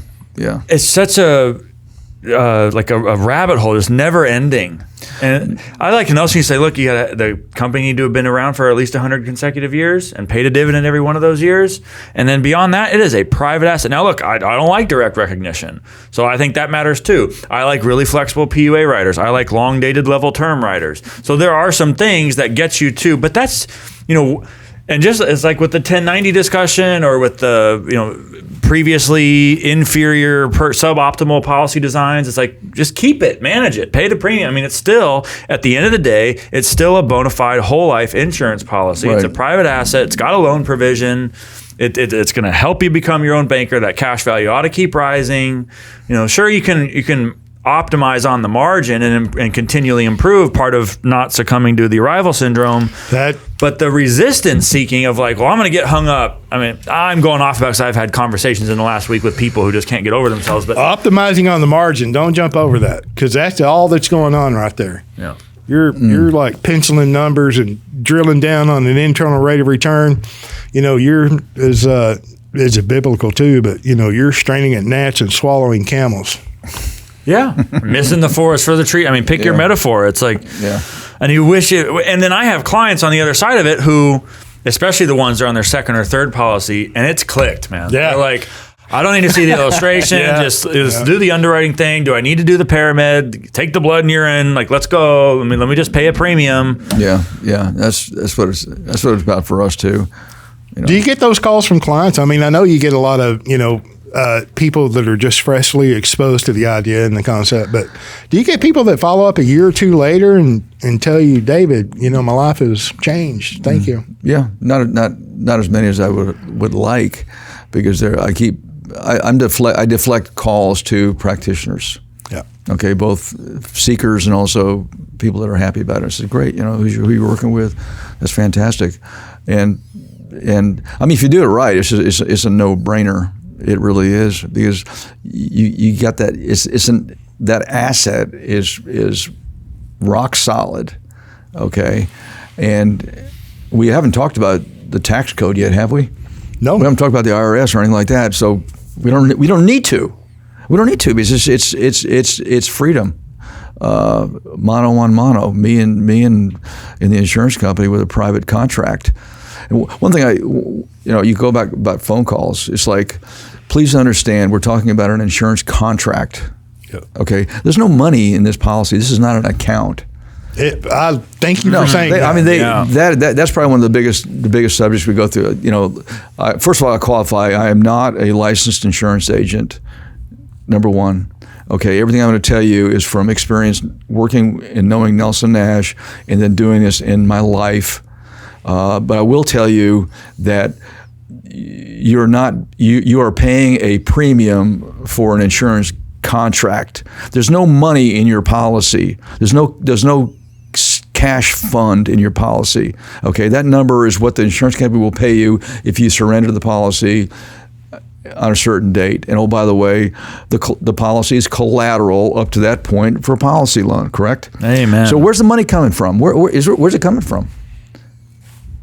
The life insurance company. It's not coming from your account, okay? It's coming from the general fund of the insurance. Right. It is not an account, and it is not a deposit. You do not make a deposit into the life insurance company. No. Unless you're paying a premium. Premium deposit. It's not, there's no, one guy talks about, okay, a PUA is a deposit. Okay, when I do a PUA premium, that's a deposit, a cash deposit. When I'm paying a base premium, I'm paying for death benefit. Yeah. How can you can't say that. Yeah. Not only is that wrong, it is the opposite of the truth. You can't say that, but they do. Now, the beautiful thing about America is that we have the freedom to say these things. Unfortunately, some of these people are predators, unfortunately. But we go. Let me take it back one more time. And I'm going to say, I promise I won't say it again. Nelson wrote "Becoming Your Own Banker" for the public, because he wanted to empower the public, to show them an alternative way to get out of bondage. Okay, what is bondage? Bondage is reliance upon another entity like the government or a bank. Okay, because you're not controlling the cash flow, somebody else is. So he wanted to show people, here's an alternative for you where you can own something and you're owning it in a free contract, okay, without going through a government qualified plan or going through a bank who's got a lien on whatever. Everything. Yeah. And if you do it correctly and you do it responsibly, if you do it for long term, you will create so much cash flow that will solve all your needs for finance. And then you have a death benefit, which is a bonus. Pass it on. It's a bonus, okay? So it's simple. as long as you do it, you stay responsible. And I've heard stuff like out there all the time. Well, Nelson was a great guy, but his strategy has not been updated. Yeah, it's outdated. It's outdated. Language. It's outdated. Too hokey. It's outdated. It's outdated because there's so many better products out there now that you can do the same thing. It's outdated. Well, I don't think so, because those product sets are different, and they're as I said earlier today, they're not predictably growth managed assets. Yeah. 150 years, I'm just taking a number out of the air. A lot of these companies have been around 100, 150 years, even longer, 170, 180 years. But all of a sudden, in 2020 or 2021, they're outdated. Yeah. No. It's the same thing, and we're on repeat. You can take it through any, I don't want to go down a government path here, but I don't either. But the products they're not your friend. No. Okay. They're here to help, They're not David. your friend. No. It's really curious to me, because you get the higher income types, the productive types, the business people who know how bad the post office is. They know what it's like to go to the DMV, but then they sit down with the CPA and say, "Oh, there's this government plan that's going to help me manage my finance," and they'll jump all over it. Yeah. I'm like, do we not notice the disconnect there? Like, why would that make sense? Why would I want the post office to manage my cash flow, my capital, that I'm going to rely upon late in life? And talking about this cash value line of credit, collateralizing the policy with the commercial banker. Yeah. How's that going to work out late in life when you want to take maybe annual distributions in the form of what would have been a policy loan? Well, you're going to go build up a big old indebtedness on a credit line with the commercial banker? I don't think so. so. Where they've got a total collateral assignment to that policy? When's that going to work out? Yep. And all to make an end run around this short run consideration of, how do I address the objection of, well, I got a policy from a direct recognition company. They're going to lower the dividend if I have a policy loan. I don't want to do that. And so just go, violate Nelson's rule. Go get a relationship with the commercial banker. No. And that'll solve it right in the interim time period. Never a consideration to. No. What's late life cash flow look like? Yeah. And all those examples in becoming your own banker, you've got those individuals enjoying a cash flow late in life. Oh, so you want that to come from a commercial bank? Well, we talked about simplicity. Okay, you're making everything complex. Number one, by going through these strategies. Number two is, I promise you that if you think long range, you don't be afraid to capitalize, you don't steal the peas, you don't do business with the banks, then you will be doing IBC, and you'll be successful with financing your lifestyle and creating a nest egg for retirement, okay, passive income for retirement, and also, surprise, surprise, passing your legacy on to the next generation.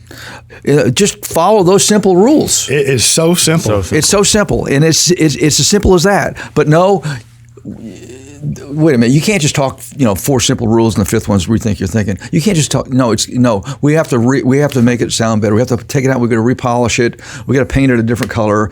We have to regenerate more interest on it, because it's like, you said the same thing now for years. It's just like, it's getting old. Yeah. Let's come up with something new. Come on. Look at what the Rockefellers did. Yeah. No, it's over and over and over. Look, if you, in the past, said it where, when I was a child, maybe when you were a child, you'd eat cereal, and they put little trinkets in the boxes of cereal. Yeah. And that red decoder, then there'd be a piece of paper with red and blue print on it. When you looked at it, you could see the blueprint. You couldn't see the red print you couldn't see the blueprint, right? Because the red blueprint on the paper with red print over it. And you couldn't see what the blueprint said until you put that decoder on there that was red, and then you could read the print. I'm telling you, this is a decoder right here. You can hold these 4 fundamentals up to anything that you're looking at or hearing about pertaining to the infinite banking concept. And if any one of them are violated, it is not the infinite banking concept. Yeah, right. That's how simple that is. Right. Now you have to understand what we mean by think long range. What does that mean? It's a nice little coined phrase, but what does it really mean? Yeah. Okay. If you're asking me, wait, let's spend some time on it because that's a legitimate question. Okay, go. I want to talk in 50-year timelines. I'm not going to be here. You may be here. You're not going to be here, but your people are going to be here. Right. So if I can't think past the 3rd, 4th, 5th, 6th, 7th year, I sure as hell can't think in the 50-year timeline. Right. Long range, more than one generation is long range to me. Right. Okay. What's it to you? Well, when I think of long range, it's like, if I do eventually want to retire, how am I going to service all these policies if I am, quote unquote, living in Florida, retired, and I'm not being as productive as I used to be? Okay. That's long range for me. So how am I going to work that? What's the strategy for letting me to reduce my income but still maintain my portfolio? Okay, to generate that, because that's one aspect of it. That's what I'm thinking about. Okay. And I've done several presentations at think tanks, primarily since I'm not a guy that gets out in public, like I said. And I talked about what does IBC mean to me and how I use it. Okay, now that I've gotten past the finance piece, it's all about me creating a legacy for my children and grandchildren. Okay, so they have something, and more importantly, they don't blow it. Okay, back to the Rockefellers. So that's what I focus on. So for me, thinking long range is the second to the conditions. So my grandchildren, will not only have these assets that are not in volatile commodity areas, but they also have the mindset and the ability and the knowledge where they can grow it. Just imagine if you're like a 20-year-old or 25-year-old and you want to start funding your own policies, and you have a substantial policy portfolio starting off with that you can use that as your launch pad. Yeah. Okay, that's what it's about. It's about creating a launch pad for the second and third generation. That's what it means to me. What does it mean to you? For me, you said it, James. I know Nelson needs to say it, but it's the permanency of the problem. Like banking is, so long as their expenditures, or so long as income exceeds expenditures, capital is building up somewhere, and that's addressing that need, addressing the need for finance, addressing the need to capitalize is an opportunity and a problem today, tomorrow, 5 years from now, 500 years from now. I mean, so long as there's private property and we're using money and people can exchange, then there is such a thing as capital. It's accumulating somewhere and someone's going to control it and benefit from the flow of it. Right. Period. Strategic thinker, man. So long range is literally forever. Like so long as the human condition is what it is, there's going to be a need for finance. And by the way, like you were saying with being an honest banker, as income goes up, the percentage of that income that goes to premium should also go up. Right. As you earn more, the need for financing, the need to solve for the control of the banking function only increases. And so this should all expand, and it scales. For the nerdy people, it like fulfills Kant's categorical imperative. Like it does. I know it's weird to say. It scales up literally infinitely. Yeah. Like to call it the infinite banking concept is so accurate because it scales for forever as long as human nature is what it is. I mean, we can't even conceive of a world no money. Okay, well, we're talking about the Soviet Union or something. I mean, so long as there's contract and private property and money. Yeah. There is capital. There is the financial value, the monetary value of assets, and either you control it or you don't, period. And like when people go down this investment thing, I can go get a higher rate of return. It's like, okay, great. Set all that aside. And where does the money, even if those investments are successful, where does that cash flow go? Right. Oh, does it go to a bank? Oh, are you receiving the dividend from that bank? Probably not. Have you done a interest volume analysis on how much you're paying for all the conventional debt that you're loading up on because you're such a successful investor? No? Okay. Right. Well, we're skipping over all the problems here. And that He's not problem about this. but that problem is always, whether you're into the damn crypto or your real estate or whatever, and it's a problem for you, and it's going to be a problem for the next however many generations God lets your family walk around. Yeah. Yeah, I take it you're not in crypto. Oh wait, no. Look, I love that because it also I love the fact that Nelson even added, rethink your thinking. That's not a one-time thing. Right. No, it's constant. It's constant every morning. You get up and say your prayers and rethink your thinking, man. Yeah, but let's look at, thinking long range. Once I can get past the limitation of only thinking 2 or 3 generations, then maybe I can think over the next 100 years. Tax-free foundations or foundations, family foundations. And I'm not trying to say, here, you should go start a family foundation. I'm not talking about that. I'm saying the thinking continues to develop. Well, you need to set the conditions where it can continue to develop, can continue. And that is the challenge, right? The kids, is preserving the educational component. It's a challenge with kids. It is a challenge. That's why you create an asset, they can't blow it. And we talked about windfalls before. You mentioned it before. You need a place for windfalls. Why? Because you'll have a propensity to blow it. And you're going to have them. And you're going to have windfalls, even though you can't see them today. You're going to buy the new car. You're going to buy the new gun. You're going to buy the new whatever. And next thing you know, that windfall is like, what happened? Where did it go? It's gone. It's just, that's the human condition, right? Yeah. So, Parkinson's law. You got to park that money, and you got to park it in your system, and it's gonna. What's it gonna do? It's gonna supercharge your system, and it's going to be available for you to have access to take advantage of that opportunity. David, you can tell me what you think of this, because we kind of framed this the other way. Because going back to what we mentioned earlier about how there's all this stuff online, you pay a premium, build a bunch of cash value, go take a maximum policy loan to go do whatever. I kind of see that as an extension of Parkinson's law, and we called it the eager investor syndrome. You got to spend, in terms of income flows, expenses rise to meet income, or expenses rise to exceed income. Right? That's one instantiation of Parkinson's law, but that can be extended to the cash value side. Capital expenses rise to meet total cash value. Right. And the extension of that is a policy lapse. So I think that it's another manifestation of Parkinson's law, of violating what Nelson talked about online today, to illustrate that this doesn't need to be fundamentally altered. These principles that he listed early on in the book they still matter. They still hold so much relevance. Well, why did Nelson cover so much about the human problems in the book in the first place?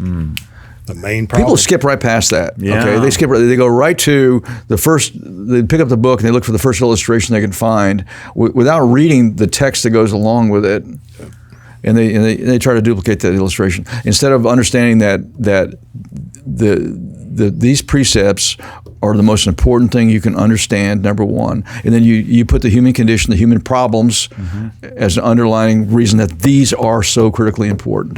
That's why he talks about Willie Sutton. That's why he talks about Parkinson's. That's why he talks about the golden rule. I mean, he didn't make this up. It's been out. It's been out there, but it's the truth. Yeah. Okay. And the human problem is the basis for everything we're talking about, on why this is obviously is bastardized. Okay, it's pure, it's simple, it's pure, and that's why Nelson loved the Austrian school so much, because it's pure. It's not built up on a bunch of equations and all this arbitrary assumptions and all this stuff. Whatever. I'm sorry. I never thought of Parkinson's the way you just did, but I think you're exactly right. But that'd be a good chapter in your next book. Okay. Yeah. So, but anyway, let's get to number 2. If you don't be afraid to capitalize. Well, what does that mean? What it means to me is don't be afraid to pay a premium. So, and you're violating that if you have to have access to every cash value dollar as soon as possible. You're afraid to pay a premium.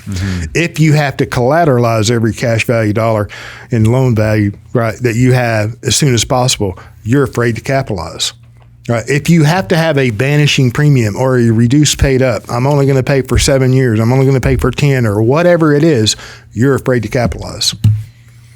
Yeah. True. And then I got to say, because I love it, it's true. I heard it from Nelson. Everything I say comes from Nelson. It's all conversation until somebody writes a check.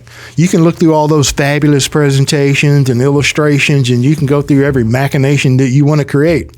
It's all conversation, and it's very laborious. Until somebody writes a check, you're not becoming your own banker. Right. Right. Right. What does it mean to you? Well, let me ask you a question, and this is from a client standpoint.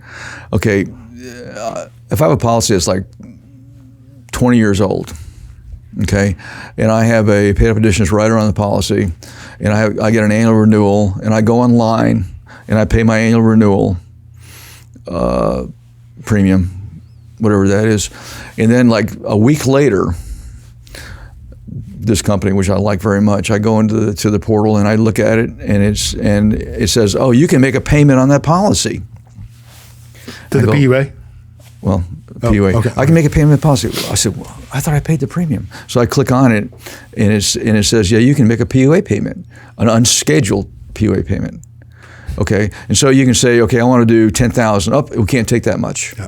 I'm going to do 5,000. Oh, you can take more than that." So it's the old shot group.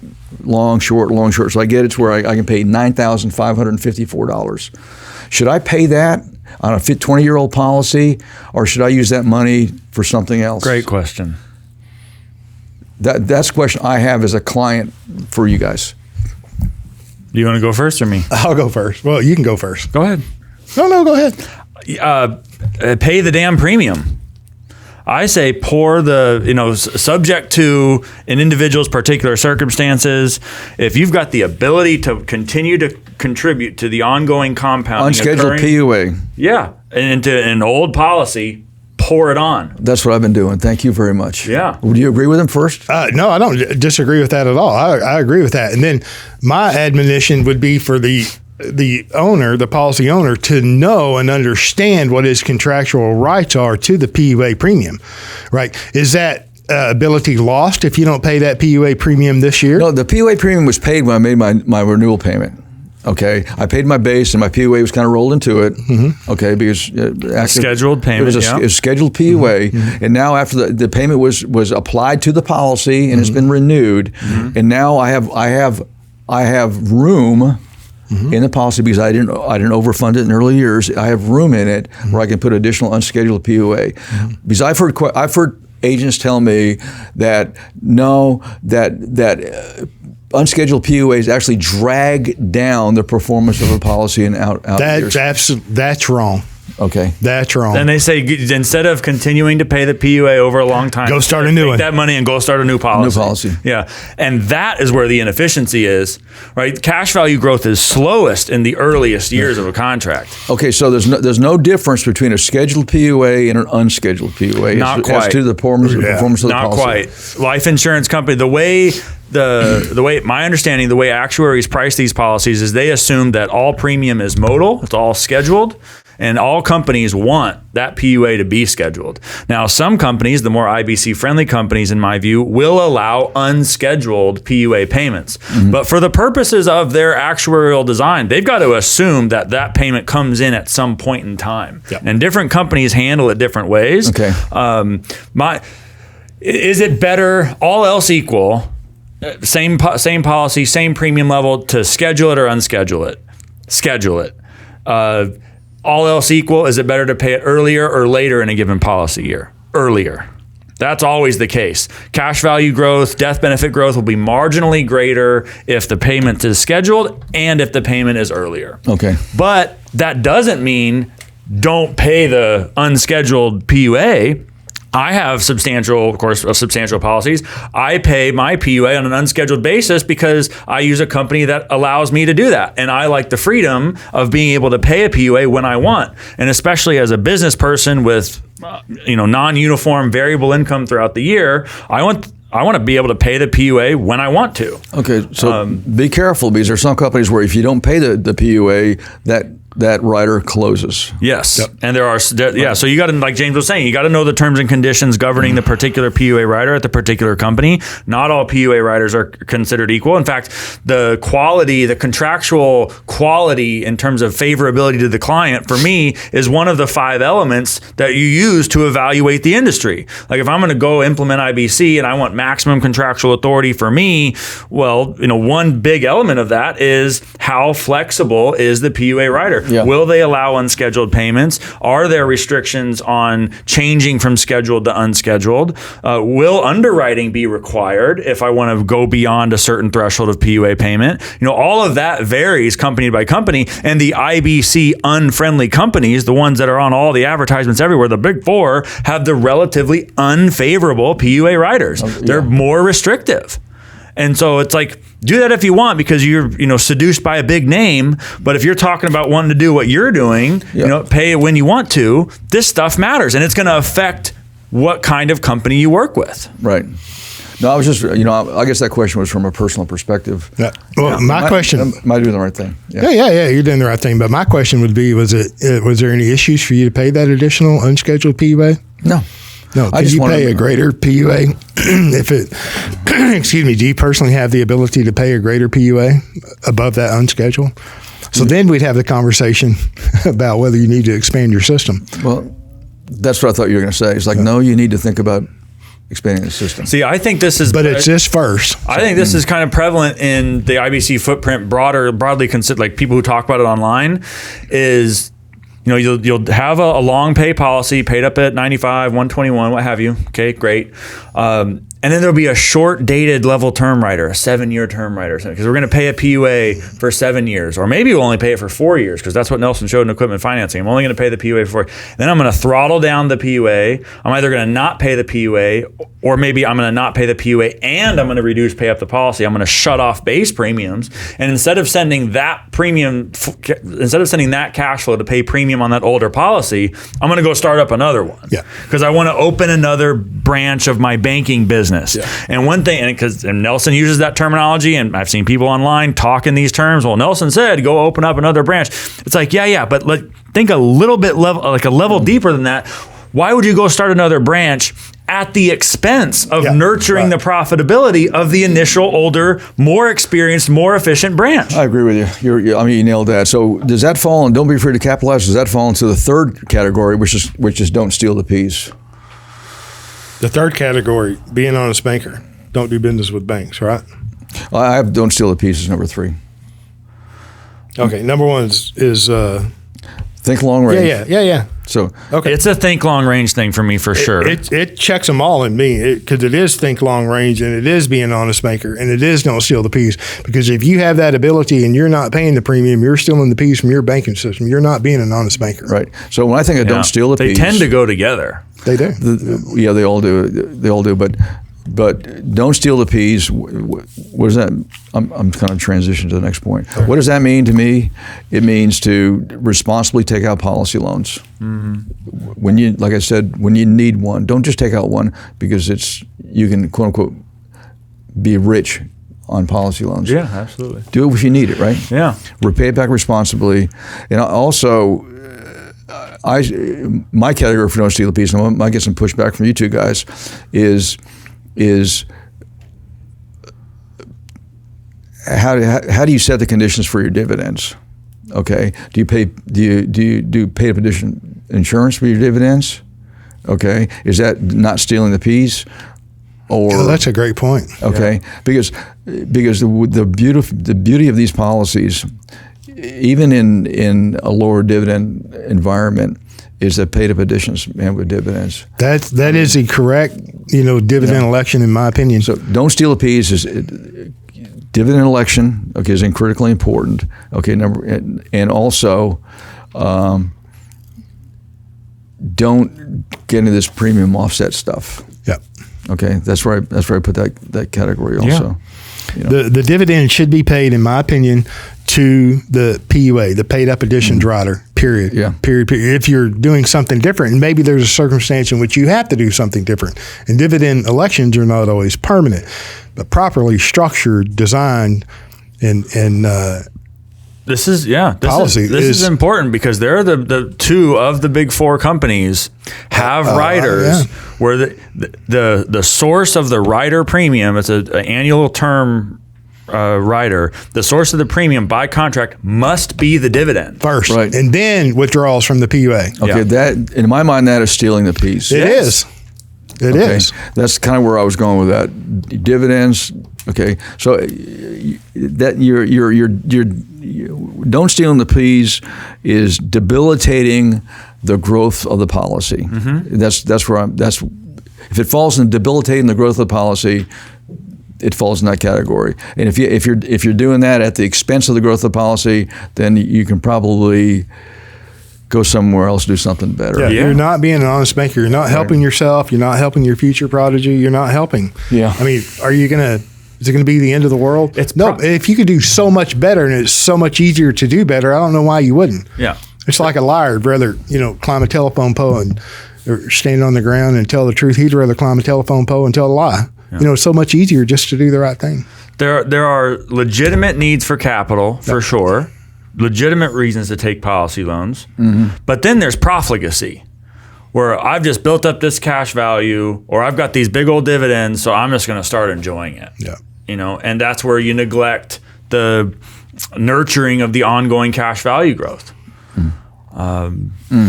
So it goes. I like that, David. That's very good. It's not just don't repay a loan.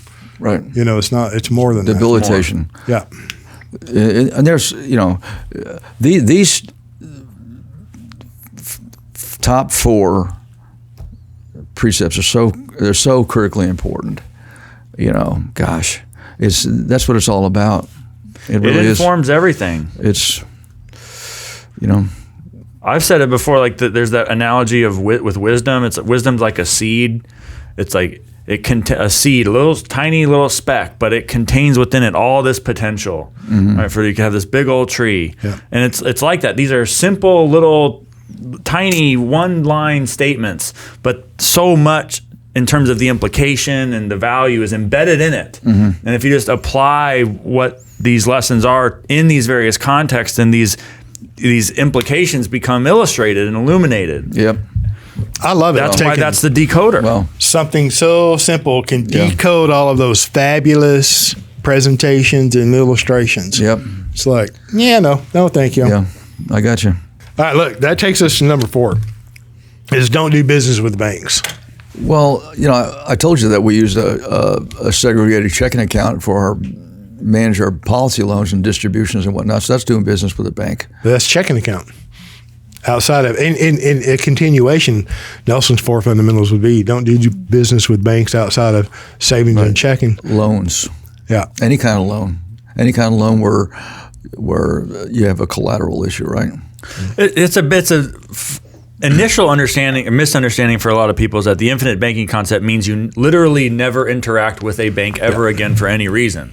And that's just not the case. People struggle with the idea of banking as something other than, the literal technical definition. I have a checking account, so I'm banking with whatever particular organization we might be talking about. Nelson wasn't talking about that. Nelson was talking about the movement of money, right? In the which is what sense. banking is. Yeah, but in a broad sense, right? And then one level more precisely, one level more narrowly, it's loans and loan repayments.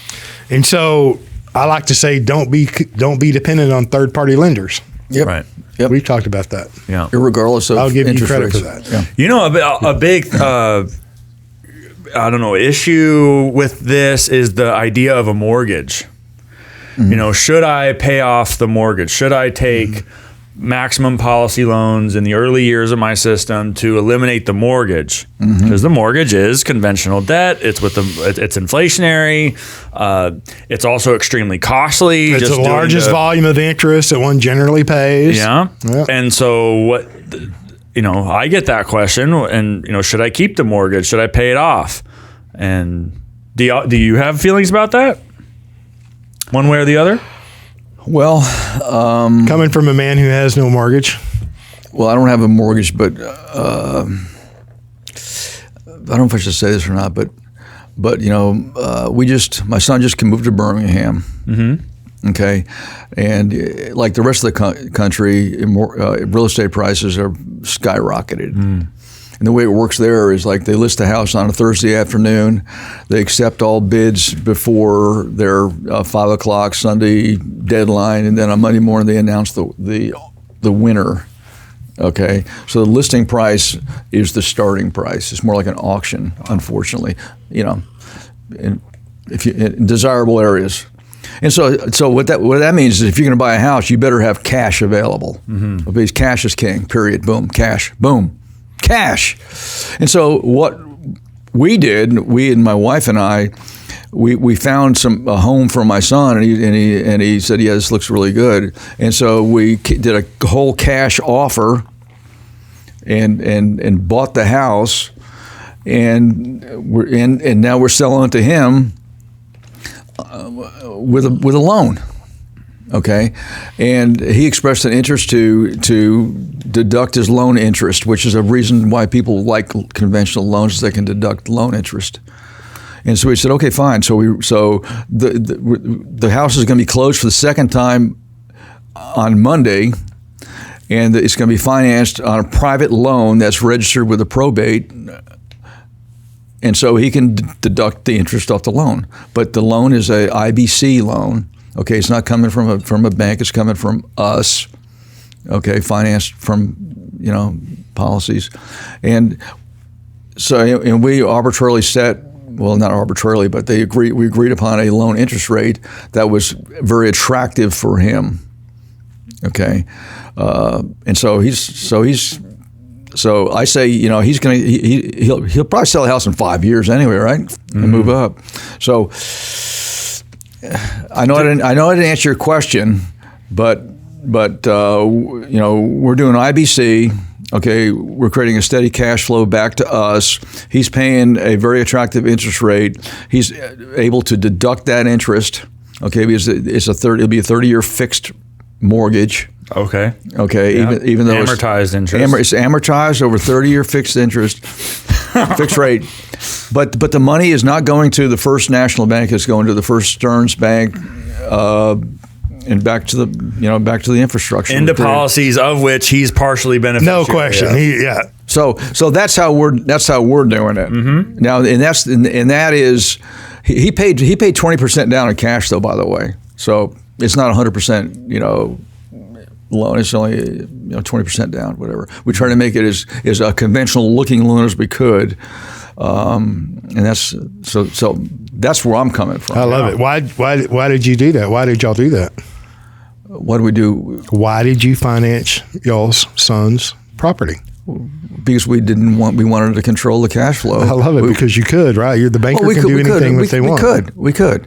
Now, that was a no-brainer, okay? Because the assets are available, the money is available, okay?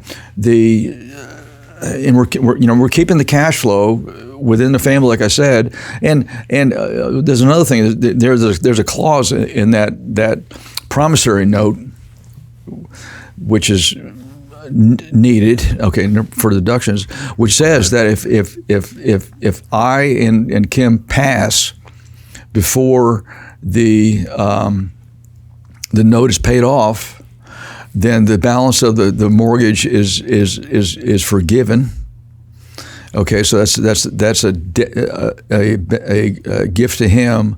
And oh, by the way, whatever that number is, that same amount is going to be, given to his siblings.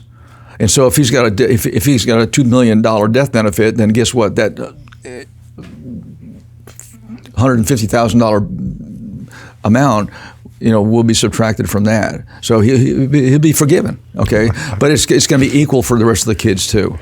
So that was important to do that. It's always important. It's very hard to do, but it's important to parents to make things equal amongst their children. Yeah. So we're not doing business with banks, but we are doing a conventional mortgage, or he is. Sure. That's just this particular structuring of the debt. But to answer your question, should you do a policy loan to wipe out your mortgage?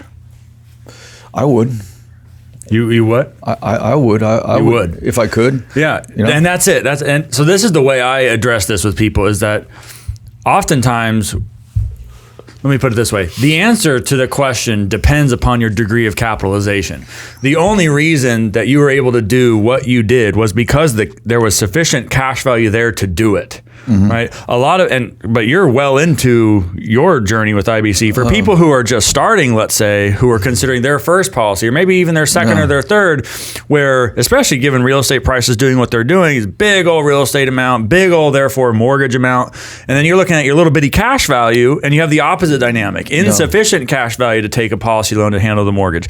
And then you got to balance that against the other potential uses for the capital. There may be other opportunities that arise. You may want to have your powder dry to take care of these other opportunities. And so I think the answer really is that it does depend. Look, I tell people this, the only reason we're having this conversation at all is because none of us have enough cash value.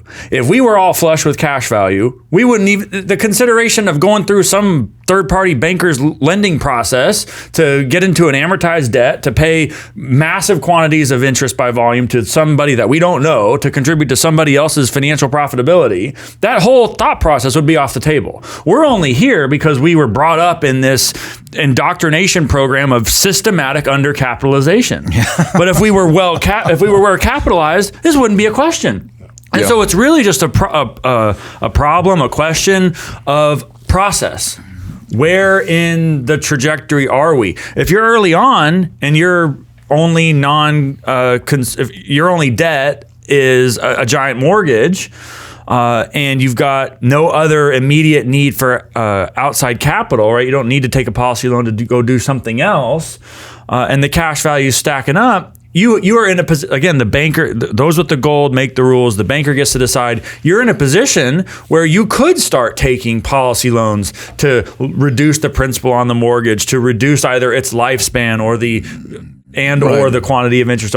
You could, if you want to, right? Yeah. And you can evaluate that as a potential use for capital. Well, yeah, I just assumed when you asked that question, it was that they had the capability of eliminating their conventional mortgage. But yeah, you're right. Most people are undercapitalized when it comes to policy, and it goes back to the precept about it's not about one policy. It's about growing a system of policies as you're able to. Mm-hmm. Okay, as you have, I talk about it when you have opportunities to, i.e., more cash flow, or you have opportunities to grow your system of policies because you have more insurability within your sphere of influence, i.e., more children. Yep. Okay, more business partners, whatever, and then you have to insure them. So you have to go through that growth pain of that premium payment. Yeah. So yeah, you're right. Most people are undercapitalized big time when it comes to IBC and anything else because they don't understand the principles of capital, primarily. So I think depends is the most accurate answer because everybody's situation is different. How much capital do you have? Should I go take over a mortgage and it's going to, require all of the liquid capital that I have access to? Probably not in a good situation to do that, right? Having the ability to pay it off is sometimes better than actually doing it. And it's a situation by situation, decision. Yeah. It truly does depend. And it comes to a point too, whenever you have, and I believe that we're all undercapitalized, but whenever when you're in the position that you have the ability to do that, I mean, just the mere fact of the avoidance of going through that whole process, which you had to go maybe more into the process because they wanted to deduct the interest. Mm-hmm. I mean, who wants to go through the lending process from a third-party lender?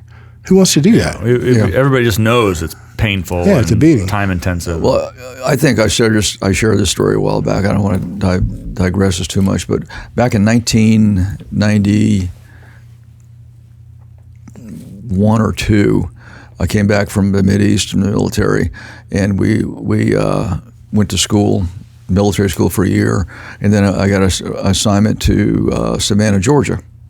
And so we were going to buy a home. We found a home that was $118,000, and we were going to do a bank loan in 1992. This is past the 25-year. That was a nice house. I'm just saying. No, it was $118,000. And so it was a 20% down loan, and I didn't have 20% of $118,000, whatever that number is.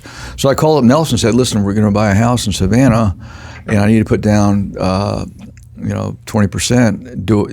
Do do I have enough cash surrender value so I can do a policy? And he goes, oh, absolutely. No, yeah, sure. How much do you need? And so I told him. So he, got me a policy loan.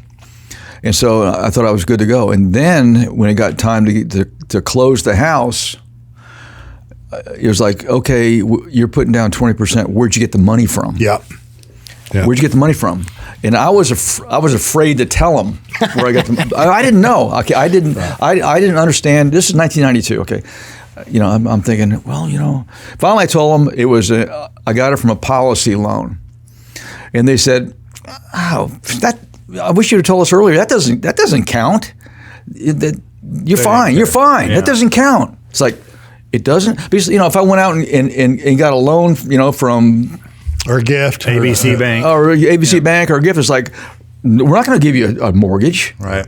Okay, because you're financing the down payment. Exactly. Yeah. And so, that doesn't count. You're good to go. I said, explain to Nelson, why? And he started telling me what was going on. I was like, okay, I'm starting to understand it now better. So that was probably the first time that the light kind of went on with this money, this capital, okay, is different. It's different. It's different than third-party stuff. It's different, and you got the big C, capital and collateral. Okay, it was different. I'm sorry, still going back. No, I love that. So I appreciate that. That was the first for me. So I love that. I don't know how many. It seems less now, but I don't know how many times over the last several years that somebody's doing that. They're buying either closing on houses or rental properties or whatever. And the mortgage underwriter needs a letter from the life insurance company explaining how the loan will be repaid from the death benefit. Because they didn't understand policy loans. So your mortgage lender did, or the title company, Yeah, leave it to a life insurance home office and a mortgage lender to figure out how a policy loan works. No, look, the life insurance company. yeah. No, I mean, it's, I love that. All right, so that's 4. Then Nelson added in his later years, is rethink your thinking. And as I said before, I don't believe that is a one-time thing, but what does that mean to you? Well, if you look at the title of the book, Building Your Wellness of Wealth, what's the subtitle of that book? I'd have to go get it. Sorry. So it talks about fractional reserve banking, and then he's got a thing in there, think about it. Yeah, it's a long subtitle. Okay, it's a long subtitle. Yeah. It's like, gee, Nelson. Anyway, think about it. Yeah. Okay, that's what he's talking about. Take a moment and actually think about what's going on. And he talked about, Nelson isn't he talked about, 95% of people don't think, 5% think they're thinking, and no. 90% would rather die than think. But all this stuff like that. So it's like, you can fall into a comfort level. A grassroots method of avoiding fractional reserve banking. Think about it. Think about it. So he looked at it, rethink your thinking as almost a daily exercise. As you get into a routine, you get into a comfort zone, you get into groupthink, okay, where it's like, I guess we're in a groupthink right now because we're all agreeing upon everything we're talking about. But rethink your thinking, stay honest, okay, with yourself, and you'll discover new things you never thought about. And we tell people, this little 92-page book, Becoming Your Own Banker, is an easy read. But most people that actually take the time to read it more than once say, every time I go through that book, whether I just pick out certain things or go through it from start to finish or whatever, I keep reading new things I never saw before. Right? It's new stuff that comes up, and that in my mind, that's part of the rethink your thinking, because your mind is like, wait a minute, boom. I've grown in IBC, or I've grown in whatever, and now that I'm going to go back and reapproach the book, I'm seeing things because now my mind's expanded. I've rethought my thinking, and I see things differently. Okay, so that's what I see it from, and that came from one of our practitioners who said, Nelson, I believe what you're saying, and I see the truth of rethink your thinking. Maybe you should add that to the big 4 that we've already talked about, and that's why it's number 5. I love that. It's good that it's in there. I certainly agree. But I also see it, though, just as a corollary of the arrival syndrome. I mean, the arrival syndrome is just the opposite of that. Having arrived and knowledged, which means to no longer be thinking about your thinking. Yep. I'm reading some of these reviews on Amazon of the book. This is a decent book. Oh, is it decent? Is it a decent explanation of IBC? Huh. Okay. It's only from the guy who came up with it. Anyway. I think it has to do with the arrival syndrome. Yeah. And James, you and I have talked about this recently off air, but like the difference between validation and education. Oh yeah. I seem to be getting people recently. I know it's not just. I know it's probably coincidental. It just happens to be coming in this wave. But sometimes I'll get people who they went down the TikTok social media rabbit hole. Somebody told them that, just take one of your regularly recurring expenses and run that through a policy, the one I'm thinking of. And if they're watching, hello, it was, let's take, we spend X amount of dollars on private tuition. So we're just going to pay that in premium, build cash value, take a policy loan and pay for the tuition expense. Yeah. And that's how we're going to do IBC. I'm like, okay, well, maybe that the amount of the tuition ends up being the correct amount of premium. Maybe it's appropriate to take a policy loan to take care of that particular expense. But the banking problem is much bigger than that. The depth of this, the need for capital. The tuition for the private school is just one thing. How about the mortgage, which we just talked about? How about the auto loans? How about private passive cash flow late in life? Right? How about financing the home purchases of other people in the family? Mm-hmm. Like, where does all that factor in to this? So I just got the sense on this particular call and on others that, the individual was wanting validation for something that they had seen, some little niche packaged commodity way of thinking about IBC. And that's a rival. Well, yeah, that's a rival, but I'll try to defend their position. Please. Okay, and again, I have no idea who this person is or what they said. Besides what you just replied. But I've heard the term meet them where they're at. Yeah. Okay, and so maybe that person, that is either their biggest expense or the biggest thing they're worried about. Yep. Okay, and so now you have a captive client because they're worried about something. That's their problem, and you have a solution for their problem. Now that's a good starting point, and once you get them at that point with the policy delivering this and that, if they use it, now you have an opportunity to say, okay, see how it works well for this. Now let's start attacking something else that you have a problem with, or you need more death benefit. Yeah. Or whatever. So. There is certainly a natural expansion, and everybody does start somewhere, and all that should grow. And I wouldn't exclude them. There were other circumstances with this particular conversation that just weren't so favorable. But I agree with you. So they heard growth that should be organic. In a TikTok or whatever, and I mean that makes sense. That's where they're at, but that's part of the danger of TikTok or any other low-level, drive-by exposure to this idea of becoming your own banker. Mm-hmm. All of a sudden, I can run my whole expense, my whole income through a policy, and well, you can't. That's not where you start. Subject, man. I know.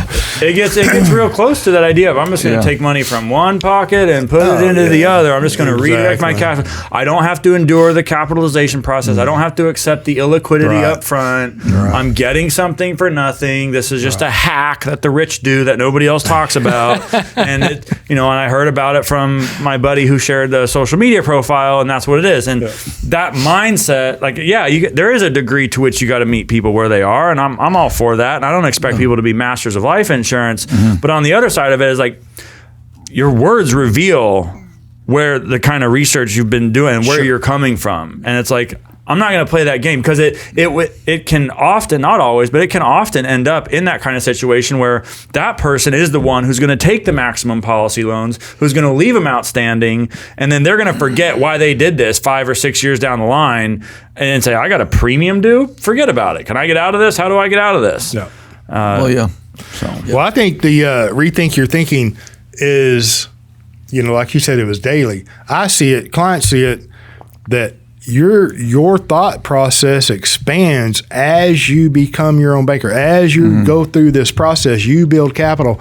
I mean, it happened to me. It's happened to all of us. I remember, I'm telling you, my dad was dying in a hospice facility, and here I'm writing a check to the IRS, and just as clear, plain as day, I'm like, oh my gosh, that should have been a premium first. And I'd been doing this for 4 years.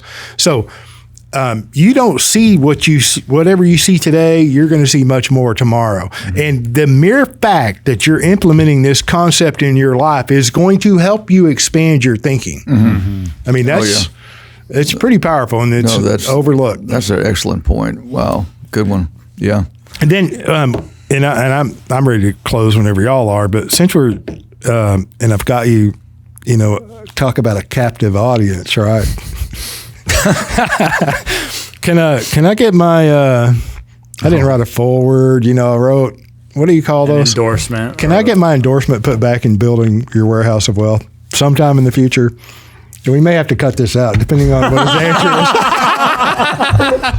is. So, well, there was a couple other endorsements too that were like, I don't really care about the others. Yeah, I know. I'm like, I care about mine. Yeah. Okay.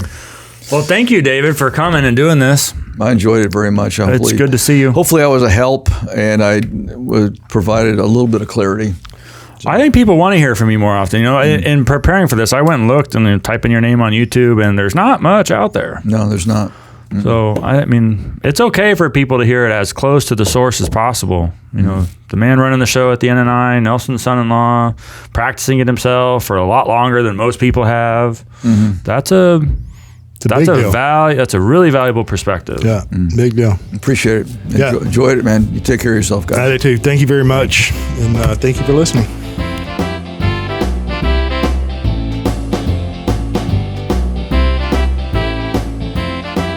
Thank you for joining us on the Banking with Life podcast. If you're watching on YouTube, make sure to like and subscribe and click on that little notification bell. Otherwise, join us on Apple Podcasts and Stitcher for weekly content.